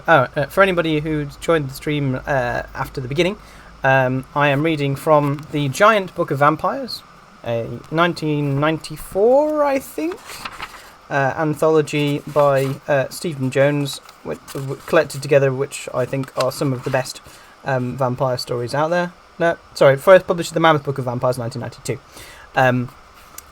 Including several by Bram Stoker and M.R. James and other classic authors, and some of what were new ones at the time. Because it is from the 90s, content warnings for all the prejudices that were still in position in the 90s, which Clive Barker seems to have gone through every single one in the first story. Well done, Clive Barker. And obviously, since it is horror, listener/viewer discretion is advised. There will be blood, vampires, other horror related things. So this one is called Necros by Brian Lumley. So if anyone knows about vampires, it should be Brian Lumley. He has had a huge success on both sides of the Atlantic and in translation with the 5-volume Necroscope series. Necroscope Whamphiri! The Source, Dead Speak and Dead Spawn, and he is currently at work on a follow-up trilogy, Brian Lumley's Vampire World. I can recommend the Necroscope series if you really, really like visceral, horrible body horror. Do you like tapeworms? If you like tapeworms, read Brian Lumley stuff. Good luck to you. Other recent books include The Transition of Titus Crow, The Burrow is Beneath, The House of Cthulhu, Tara Cash Hrossack, The House of Doors, Sorcery and Shad, and Demogorgon. While a handsome hardcover collection, The Complete Cash, Volume 1, Never a Backward Glance, was published in 1991. Short stories have appeared in Best New Horror, Dark Voices 2 and 3, Final Shadows, and The Mammoth Book of Terror, amongst others. Necros is one of Lumley's best. A clever twist on the vampire theme, with an ending that is guaranteed to come as a surprise. 1. An old woman in a faded blue frock and black head square paused in the shade of Mario's awning and nodded good day. She smiled a gap-toothed smile. A bulky, slouch-shouldered youth in jeans and a stained yellow t-shirt, a slope-headed idiot, probably her grandson, content warning Disablism, yeah, we've done all of them there, held her hand, drooling vacantly and fidgeting beside her. Mario nodded good-naturedly and smiled, wrapped a piece of stale focaccia in greaseproof paper, and came from behind the bar to give it to her. She clasped his hand and thanked him, turned to go. Her attention was suddenly arrested by something she saw across the road. She started, cursed vividly, harshly, and despite my meagre knowledge of Italian, I picked up something of the hatred in her tone. "Devil's spawn!" she said it again. "Dog! Swine!" She pointed a shaking hand and finger and said yet again, "Devil's spawn!" before making the two-fingered, double-handed stabbing sign with which the Italians ward off evil. To do this, it was first necessary that she drop her salted bread, which the idiot youth at once snatched up. Then, still mouthing low, guttural imprecations, dragging the shuffling focaccia-munching cretin behind her, she hurried off along the street and disappeared into an alley. One word that she had repeated over and over again stayed in my mind. Necros! Necros! Though the word was new to me, I took it for a curse word. The accent she put on it had been poisonous. I sipped at my Negroni, remained seated at the small circular table beneath Mario's awning, and stared at the object of the crone's distaste. It was a motor car, a white convertible Rover in this year's model, inching slowly forward in a stream of holiday traffic. And it was worth looking at it, only for the girl behind the wheel. The little man in the floppy white hat beside her, well, he was something else too, but she was just something else. I caught just a glimpse, sufficient to feel stunned. That was good. I had thought it was something I could never know again, that feeling a man gets looking at a beautiful girl. Not after Linda. And yet... She was young, say 24 or 5, some 3 or 4 years my junior. She sat tall at the wheel, slim and raven-haired under a white, wide-brimmed summer hat, which just missed matching that of her companion, with the complexion cool and creamy enough to pour over peaches. I stood up, yes, to get a better look, and right then the traffic came to a momentary standstill. At that moment, too, she turned her head and looked at me, and if the profile had stunned me, well, the full frontal knocked me dead. The girl was simply classically beautiful. Her eyes were of a dark green, but very bright, slightly tilted, and perfectly oval under straight, thin brows. Her cheeks were high, her lips a red cupid's bow, her neck long and white against the glowing yellow of her blouse, and her smile. Oh, yes, she smiled. Her glance, at first cool, became curious in a moment, then a little angry, and until finally, seeing my confusion, that smile. And as she turned her attention back to the road and followed the stream of traffic out of sight, I saw a blush of colour spreading on the creamy surface of her cheek. Then she was gone. Then, too, I remembered the little man who sat beside her. Actually, I hadn't seen a great deal of him, but what I had seen had given me the creeps. He too had turned his head to stare at me, leaving in my mind's eye an impression of beady bird eyes, sharp and intelligent in the shade of his hat. He had stared at me for only a moment, and then his head had slowly turned away. But even when he no longer looked at me, when he stared straight ahead, it seemed to me I could feel those raven's eyes upon me, and that a query had been written in them. I believed I could understand it, that look. He must have seen a good many young men staring at him like that, or rather at the girl. His look had been a threat in answer to my threat, and because he was practised in it, I had certainly felt the more threatened. I turned to Maria, whose English was excellent. She has something against expensive cars and rich people? Who? He busied himself behind his bar. The old lady, the woman with the idiot boy. Ah, he noted. Mainly against the little man, I suspect. Oh? You want another Negroni? Okay, and one for yourself. But tell me about this other thing, won't you? If you like. But you're only interested in the girl, yes? He grinned. I shrugged. She's a good looker. Yes, I saw her. He shrugged. Now, that other thing, just old myths and legends, that's all. Like your English Dracula, eh? Transylvanian Dracula, I corrected him. Whatever you like. And Necros, that's the name of the spook, see? Necros is the name of a vampire? A spook, yes. And this is a real legend? I mean, historical? He made a 50-50 face, his hand palm up. Local, I guess, Ligurian. I remember it from when I was a kid. If I was bad, old Necros sure to come and get me. Today. It's forgotten. Like the bogeyman, I nodded. Eh? Nothing. But why did the old girl go on like that? Again, he shrugged. Maybe she think that old man the Necros, eh? Is she crazy, you know, very backward, the whole family. I was still interested. How does the legend go? The spook takes a life out of you. You grow old, the spook grows young. It's a bargain you make. He gives you something you want. Guess what he wants? What he wants is your youth. Except he uses it up quick and he needs more, all the time, more youth. What kind of a bargain is that? I asked. What does the victim get out of it? Gets what he wants, said Mario, his brown face cracking into another grin. In your case, the girl, eh? If the little man was Necros. He got on with his work and I sat there sipping my Negroni. End of conversation. I thought no more about it, until later. Of course, I should have been in Italy with Linda, but I had kept her dear John for a fortnight before shredding it, getting mindlessly drunk and starting in on the process of forgetting. That had been a month ago. The holiday had already been booked, and I wasn't about to miss out on my trip in the sun. And so I had come out on my own. It was hot, the swimming was good, life was easy, and the food superb. With just 2 days left to enjoy it, I told myself it hadn't been bad. But it would have been better with Linda. Linda. She was still on my mind, at the back of it anyway. Later that night I sat in the bar of my hotel beside an open bougainvillea-decked balcony that looked down on the bay and the seafront lights of the town. And maybe she wasn't all that far back in my mind, maybe she was right there in front, or else I was just plain daydreaming. Whichever, I missed the entry of the lovely lady and her shrivelled companion, failing to spot and recognise them until they were taking their seats at the little table, just the other side of the balcony sweep.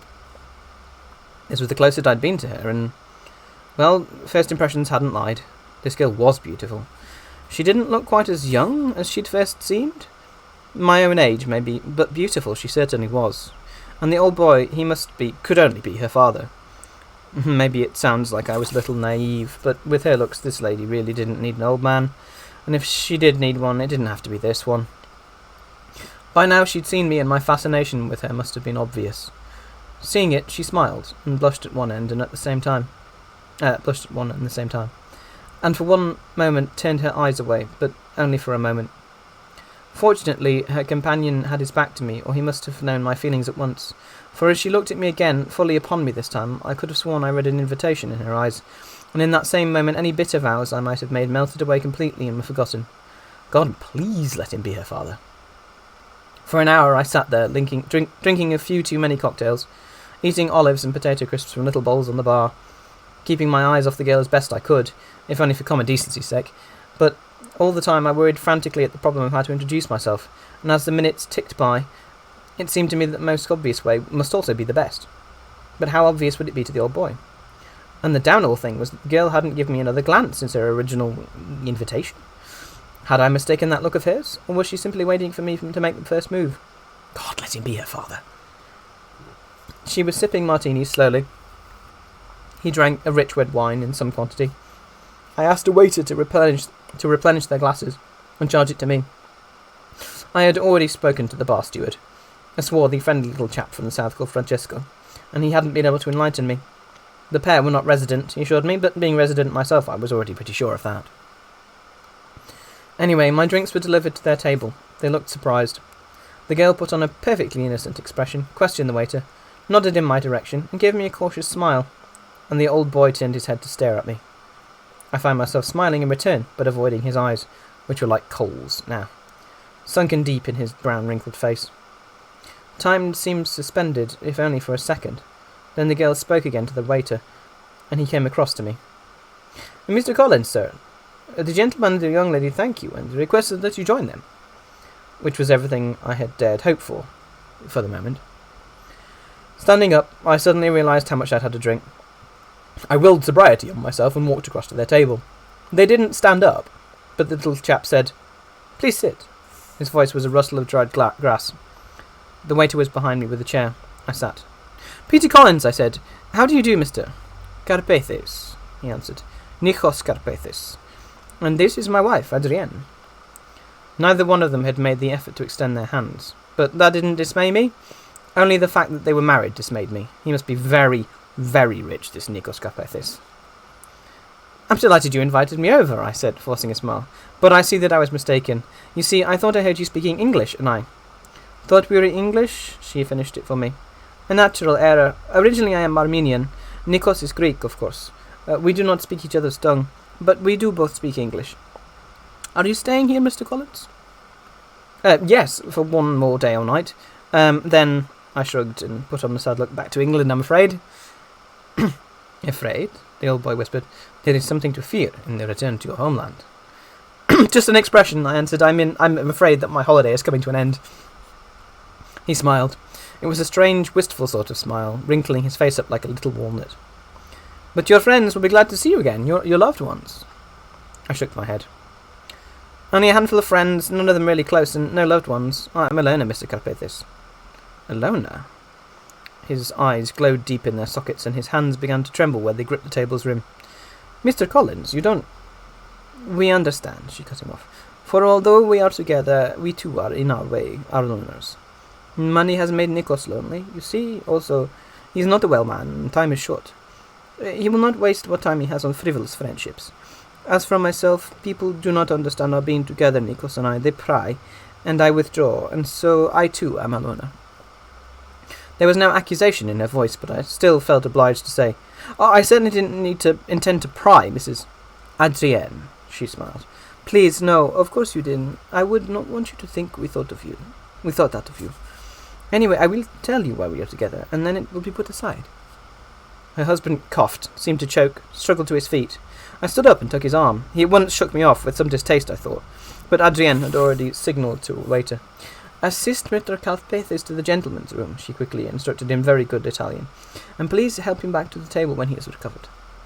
As he went, Calpethes gesticulated, probably tried to say something to me by way of an apology, choked again, and reeled as he allowed the waiter to help him from the room. "I'm sorry," I said, not knowing what else to say. "He has attacks," she was cool. "Do not concern yourself. I am used to it." We sat in silence for a moment. Finally I began. "You were going to tell me." "Ah, yes, I had forgotten. It is a symbiosis." "Oh?" "Yes, I need the good life he can give me, and he needs my youth. We supply each other's needs. And so, in a way, the old woman with the idiot boy hadn't been so wrong after all. A sort of bargain had indeed been struck between Carpethes and his wife. As that thought crossed my mind, I felt the short hairs on the back of my neck stiffen for a moment. Gooseflesh growled on my arms. After all, Nikos was pretty close to Necros, and now this youth thing again. Coincidence, of course. And after all, aren't all relationships bargains of sorts? Bargains struck for better or worse. "But for how long?" I asked. How long will it work for you?" She shrugged. "I have been provided for, and he will have me all the days of his life." I coughed, cleared my throat, gave a strained, self-conscious laugh. "And here's me, the non-prior." "No, not at all. I wanted you to know." "Well," I shrugged, "but it's been a pretty deep first conversation." "First? Did you believe that drawing me a drink would entitle you to more than one conversation?" I almost winced. "Actually, But then she smiled and my world lit up. "You did not need to buy the drinks," she said. "There would have been some other way." I looked at her inquiringly. "Some other way to find out if we were English or not?" "Oh, here comes Nikos now," she smiled across the room. "And we must be leaving. He's not well. Tell me, will you be on the beach tomorrow?"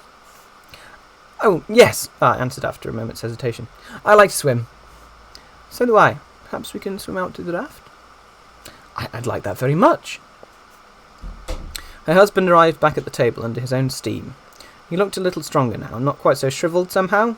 He did not sit, but gripped the back of his chair with parchment fingers, knuckles white where the skin stretched over old bones. "Mr. Collins," he whispered. "Adrienne, I'm sorry." "There's really no need," I said, rising. "We really must be going." She also stood. No, you stay here. Peter, it's kind of you, but we can manage. Perhaps we'll see you on the beach." And she helped him to the door of the bar and through it without once looking back. They weren't staying at my hotel. Had simply dropped in for a drink. That was understandable, though I would have preferred to think that she'd been looking for me. For my hotel was middling tourist class, while theirs was something else. They were up on the hill, high on the crest of a Ligurian spur, where a small and much more exclusive place nestled in the Mediterranean pines. A place whose lights spelled money when they shone up there at night, whose music came floating down from a tiny open-air disco like the laughter of high-living elementals of the air. If I was poetic, it was because of her. I mean, that beautiful girl and that weary, wrinkled, dried-up walnut of an old man. If anything, I was sorry for him, and yet in another way I wasn't. And let's make no pretense about it. If I hadn't said it already, let me say it right now, I wanted her. Moreover, there had been that about our conversation, her beach invitation, which told me that she was available. The thought of it kept me awake half the night. I was on the beach at 9 a.m. They didn't show until 11. When they did, and when she came out of her tiny changing cubicle, there wasn't a male head on the beach that didn't turn at least twice. Who could blame them? That girl in that costume would have turned the head of a sphinx. But there was some little nagging thing different about her. A maturity beyond her years. She held herself like a model, a princess. But who was it for? Carpethes or me? As for the old man, he was in a crumpled, lightweight summer suit and sunshade hat as usual, but he seemed a little bit more perky this morning. Unlike myself, he doubtless had a good night's sleep.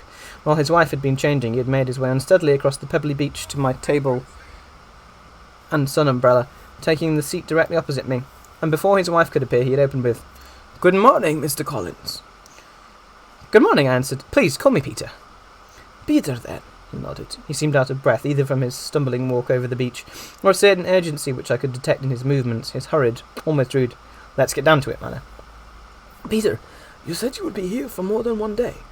For one more day." "That's right," I answered, for the first time studying him closely where he sat, like some kind of strange garden gnome, half in the shade of his beach umbrella. "This is my last day." He was a bundle of dry wood, a pallid prune, a small umber scarecrow, and his voice too was of straw, or autumn leaves blown across a shady path. Only his eyes were alive. "You said you have no family, few friends, no one to miss you back in England?" Warning bells rang in my head. Maybe it wasn't so much urgency in him, which usually implies a goal or ambition still to be realised, but eagerness that the goal was in sight. That's correct. I was a student doctor. When I get home I shall seek a position. Other than that, there's nothing. No one, no ties. He leaned forward, bird eyes very bright, claw hand reaching across the table, trembling, and her shadow suddenly fell across us as she stood there in that costume. Carpethis jerked back in his chair. His face was working. Strange emotions twisting the folds and wrinkles of his flesh into stranger contours. I could feel my heart thumping against my ribs. Why, I couldn't say. I calmed myself, looking up at her, and smiled. She stood with her back to the sun, which made a dark silhouette of her head and face. But in that blot of darkness her oval eyes were green jewels. "Shall we swim, Peter?" She turned and ran down the beach, and of course I ran after her. She had a head start and beat me to the water, beat me to the raft too. It wasn't until I hauled myself up next to her that I thought of Carpethis, how I hadn't even excused myself for plunging after her. But at least the water had cleared my head, bringing me completely awake and aware. Aware of her incredible body where it stretched almost touching mine on the fibre deck of the gently bobbing raft. I mentioned her husband's line of inquiry, gasping a little for breath as I recovered from the frantic exercise of our race. She, on the other hand, already seemed completely recovered. She carefully arranged her hair about her shoulders like a fan, to dry in the sunlight before answering. "Nikos is not really my husband," she finally said, not looking at him. "I am his companion, that's all. I could have told you last night, but there was the chance that you were already only curious about our nationality. As for any veiled threats he might have issued, that is not unusual. He might not have the vitality of a young man, but jealousy is ageless." "No," I answered, "he didn't threaten, not that I noticed, but jealousy? Knowing I have only one more day to spend here, what is he to fear from me?" Her shoulders twitched, a little shrug. She turned her face to me, her lips inches away. Her eyelashes were like silken shutters over green pools hiding whatever swam in the depths. "I am young, Peter, and so are you, and you are very attractive, very eager. Holiday romances are not uncommon." My blood was on fire. "I have very little money," I said. "We are staying at different hotels. He already suspects me. It is impossible." "What is?" she innocently laughed, leaving me at complete loss. But then she laughed, tossing back her hair, already dry, dangled her hands and arms in the water. "Where there's a will," she said. "You know that I want you." The words spelled out before I could control or change them. "Oh yes, and I want you." She said it so simply, and yet suddenly I felt seared, a moth brushing against the pregnant candle's flame. I lifted my head and looked towards the beach. Across 75 yards of sparkling water, the beach umbrellas looked very large and close. Carpethis sat in the shade just as I had last seen him, his face hidden in shadow. But I knew that he watched. "You can do nothing here," she said, her voice languid, but I noticed now that she, too, seemed short of breath. "This," I told her with a groan, "is going to kill me." She laughed. Laughter that sparkled more than the sun on the sea. "I'm sorry," she said, "but it's unfair of me to laugh, but your case is not hopeless." "Oh? Tomorrow morning early, Nikos has an appointment with a specialist in Genova. I'm to drive him into the city tonight. We'll stay at a hotel overnight." I groaned my misery. "My case is quite hopeless. I fly tomorrow." "But if I sprain my wrist," she said, "and so could not drive. And if he went into Genova by taxi, well, I stayed behind with a headache because of the pain from my wrist." Like a flash, she was on her feet, the raft tilting, her body diving, striking the water into a spray of diamonds. Seconds for it all to sink in, and then I was following her, labouring through the water in her churning wake. And as she splashed from the sea, seeing her stumble go to her hands and knees in the Ligurian shingle, and the pain look on her face, the way she held her wrist as she came to her feet. As easy as that. Carpethis, struggling to rise from his seat, stared at her with his mouth agape. Her face screwed up now as I followed her up the beach, and Adrian holding her sprained wrist and shaking it, her mouth forming an elongated O. The sinuous motion of her body and limbs, mobile marble with dew of ocean clinging saltily. If the tiny man had said to me, "I am Necros. I want 10 years of your life for one night with her," at that moment I might have sealed the bargain, gladly. But legends are legends, and he wasn't Necros, and he didn't, and I didn't. After all, there was no need. I suppose my greatest fear was that she might be having me on, amusing herself at my expense. She was, of course, safe with me, insofar as I would be gone tomorrow, and the romance forgotten of her anyway. And I could see how she was starved for young companionship, a fact she had brought right out in the open from the word go. But why me? Why should I be so lucky? Attractive? Was I? I had never thought so. Perhaps it was because I was so safe, here today and gone tomorrow, with little or no chance of complications. Yes, that must be it. If she wasn't simply making a fool of me, she might just be a tease. but she wasn't. At 8:30 that evening, I was in the bar of my hotel. I'd been there for an hour, careful not to drink too much, unable to eat, when the waiter came to me and said there was a call for me on the reception telephone. I hurried out to reception where the clerk discreetly excused himself and left me alone. "Peter," her voice was a deep well of promise. "He's gone. I booked us a table to dine at 9. Is that all right for you?" "A table? Where?" My own voice breathless. "Why, up here, of course. Don't worry. It's perfectly safe. And anyway, Necros knows." "Knows?" I was taken aback, a little panicked. "What does he know?" "We're dining together. In fact, he suggested it. He didn't want me to eat alone, and since this is your last night..." "I'll get a taxi right away," I told her. "Good. I look forward to seeing you. I shall be in the bar." I replaced the telephone in its cradle, wondering if she always took an aperitif before the main course. I had smartened myself up. That is to say, I was immaculate. Black bow tie, white evening jacket, courtesy of CNA, black trousers, and a lightly frilled white shirt, the only one I had ever owned. But I might have known that my appearance would never match up to hers. It seemed that everything she did was just perfectly right. I could only hope that meant literally everything. But in her black lace evening gown with its plunging neckline, short wide sleeves, and delicate silver embroidery, she was stunning. Sitting with her in the bar, sipping our drinks, for me a large whiskey and for her a tall cinzano, I couldn't take my eyes off her. Twice I reached out for her hand, and twice she drew back from me. "Discreet they may well be," she said, letting her oval green eyes flicker towards the bar where guests stood and chatted, back to me. "But there's no need to give them occasion to gossip." "I'm sorry, Adrienne," I told her, my voice husky and close to trembling, "but how is it," she demurely cut me off, "that good-looking man like you is, how you say, going short?" I sat back and chuckled. "That's a rather unladylike expression," I told her. "Oh, and what I've planned for tonight is ladylike." My voice went husky still. "Just what is your plan?" "While we eat," she answered, her voice low, "I shall tell you." At which point a waiter loomed, towel over his arm, inviting us to accompany him to the dining room. Adrienne's portions were tiny, mine huge. She sipped a slender light white wine. Thanks for the tongue twister, Brian. I gulped blocky rich red from a glass the waiter couldn't seem to leave alone. Mercifully, I was hungry. I hadn't eaten all day, else that meal would surely have bloated me out, and all of it ordered in advance, the very best in quality cuisine. "This," she eventually said, handing me her key, "fits the door of our suite." We were sitting back, enjoying liqueurs and cigarettes. "The rooms are on the ground floor. Tonight you enter through the door, tomorrow morning you leave via the window. A slow walk down to the seafront will refresh you. How is that for a plan?" "Unbelievable.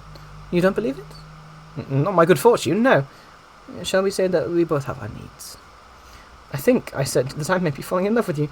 What if I don't wish to leave in the morning?" She shrugged, smiled, and said, "Who knows what tomorrow may bring?" How could I ever have thought of her as simply another girl, or even an ordinary young woman? Girl she certainly was, woman too, but so knowing. Beautiful as a princess, and knowing as a whore. If Mario's old myths and legends were reality, and if Nikos Karpethes were really Necros, then he'd surely picked the right companion. No man born could have resisted Adrienne, of that I was quite certain. These thoughts were in my mind, but dimly at the back of my mind, as I left her smoking in the dining room, and followed her directions to the suite of rooms at the rear of the hotel. In the front of my mind were other thoughts, much more vivid and completely erotic. I found the suite, entered, left the door slightly ajar behind me. The thing about an Italian room is its size. An entire suite of rooms is vast. As it happened, I was only interested in one room, and Adrienne had obligingly left the door to that one open. I was sweating, and yet I shivered. Adrienne had said 15 minutes, time enough for her to smoke another cigarette and finish her drink. Then she would come to me. By now the entire staff of the hotel probably knew I was in here, but this was Italy. I shivered again. Excitement? Probably. I threw off my clothes, found my way to the bathroom, took the quickest shower of my life. Drying myself off, I padded back to the bedroom. Between the main bedroom and the bathroom, a smaller door stood ajar. I froze as I reached it, my senses suddenly alert, my ears seeming to stretch themselves into vast receivers to pick up any slightest sound. For there had been a sound, I'm sure of it, from that room. A scratching, a rustle, a whisper, I couldn't say, but a sound anyway. Adrienne would be coming soon. Standing outside that door, I slowly recommenced toweling myself dry. My naked feet were still firmly rooted, but my hands automatically worked with the towel. It was nerves, only nerves. There had been no sound, or at worst only the night breeze off the sea whispering in through an open window. I stopped toweling, took another step towards the main bedroom, heard the sound again. A small, choking rasp. A tiny gasping for air. Carapethis? What the hell was going on? I shivered violently, my suddenly chill flesh shuddering in an uncontrollable spasm.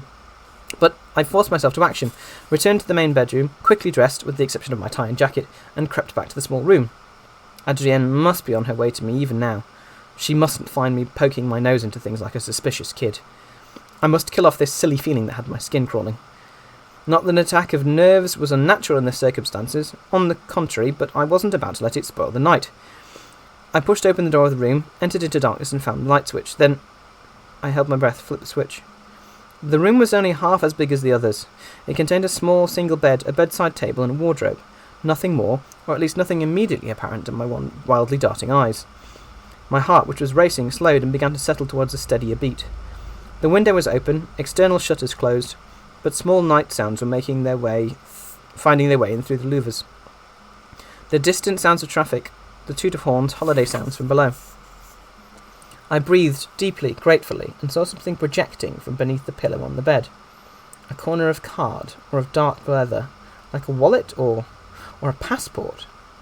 A Greek passport. Carpethis's. When I opened it, but how could it be? The man in the photograph was young, no older than me. His birthday proved it. But there was his name. Nikos Karpethis. Printed in Greek, of course, but still plain enough. His son?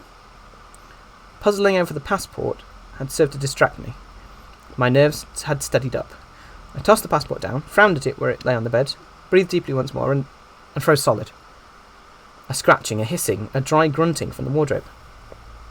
Mice? Or did I in fact smell a rat? Even as the short hairs bristled on the back of my neck, I knew anger. There were too many unexplained things here, too much I didn't understand. And what was it I feared? Old Mario's myths and legends? No, for in my experience, Italians are notorious for getting things wrong. Oh yes, notorious. I reached out, turned the wardrobe's doorknob, and yanked the doors open. At first I saw nothing of any importance or significance. My eyes didn't know what they sought.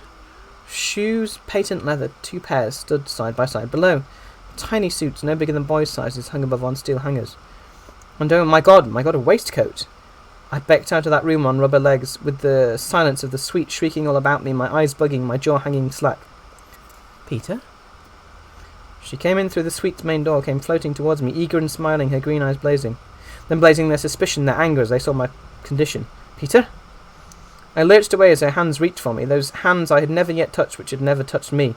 Then I was into the main bedroom, snatching my tie and jacket from the bed, don't ask me why, and out of the window, yelling something articulate, choking thing at her, and lashing out frenziedly with my foot as she reached after me. Her eyes were bubbling green hells. Peter! Her fingers closed on my forearm, bands of steel containing a fierce, hungry heat. As strong as 2 men, she began to lift me back into her lair. I put my feet against the wall, kicked, came free, and crashed backward into shrubbery. Then, up on my feet, gasping for air, running, tumbling, crashing through the night down madly tilting slopes through black chasms of mountain pine with the Mediterranean stars winking overhead and the beckoning friendly lights of the village seen occasionally below. In the morning, looking up at the way I had descended, remembering the nightmare of my panic flight, I counted myself lucky to have survived it. The place was precipitous. In the end I had fallen, but only for a short distance, all in utter darkness and my head striking something hard, but I did survived both Adrienne and my flight from her. And waking with the dawn and gently fingering my bruises and the massive bump on my forehead, I made my staggering way back to my still slumbering hotel, let myself in and locked myself in the room, then sat there trembling and moaning until it was time for the coach. Weak? Maybe I was. Maybe I am. But on my way into Genoa, with people around me and the sun hot through the coach's window, I could think again.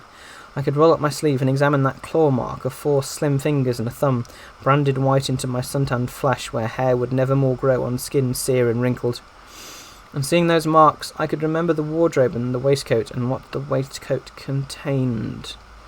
That tiny puppet of a man, alive still, but barely, his stick arms dangling through the waistcoat's armholes, his baby's head projecting, its skin supported by the tightly buttoned waistcoat's breast, and the large bulldog clip over the hanger's bar, its teeth fastened in the loose, wrinkled skin of his walnut head, holding it up, and his skinny little legs dangling twig things twitching there, and his pleading eyes. But eyes are something I mustn't dwell upon. and green is a colour I can no longer bear.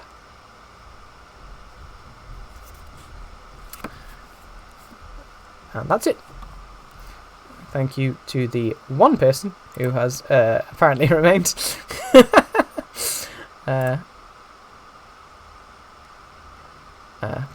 Shri, by the looks of it. Hello, Shri. So that is all I'm going to read for the evening, because it is now 10:15 my time and bedtime. I hope everybody enjoyed the stream. I will put it up on YouTube once it is processed in Twitch. And thank you for listening. Hi, Shri, in the last one here. You're very welcome. And I will probably do this again as a minimum 2 weeks, or possibly more, depending on what I'm doing. Because I usually have D&D on Monday nights, and I'm using the off night for the streams, and I will continue ploughing my way through this hefty tome, because that means I don't need to make a new overlay every time like I've been doing previously. Okay, so thank you very much, and good night out there, whatever you are.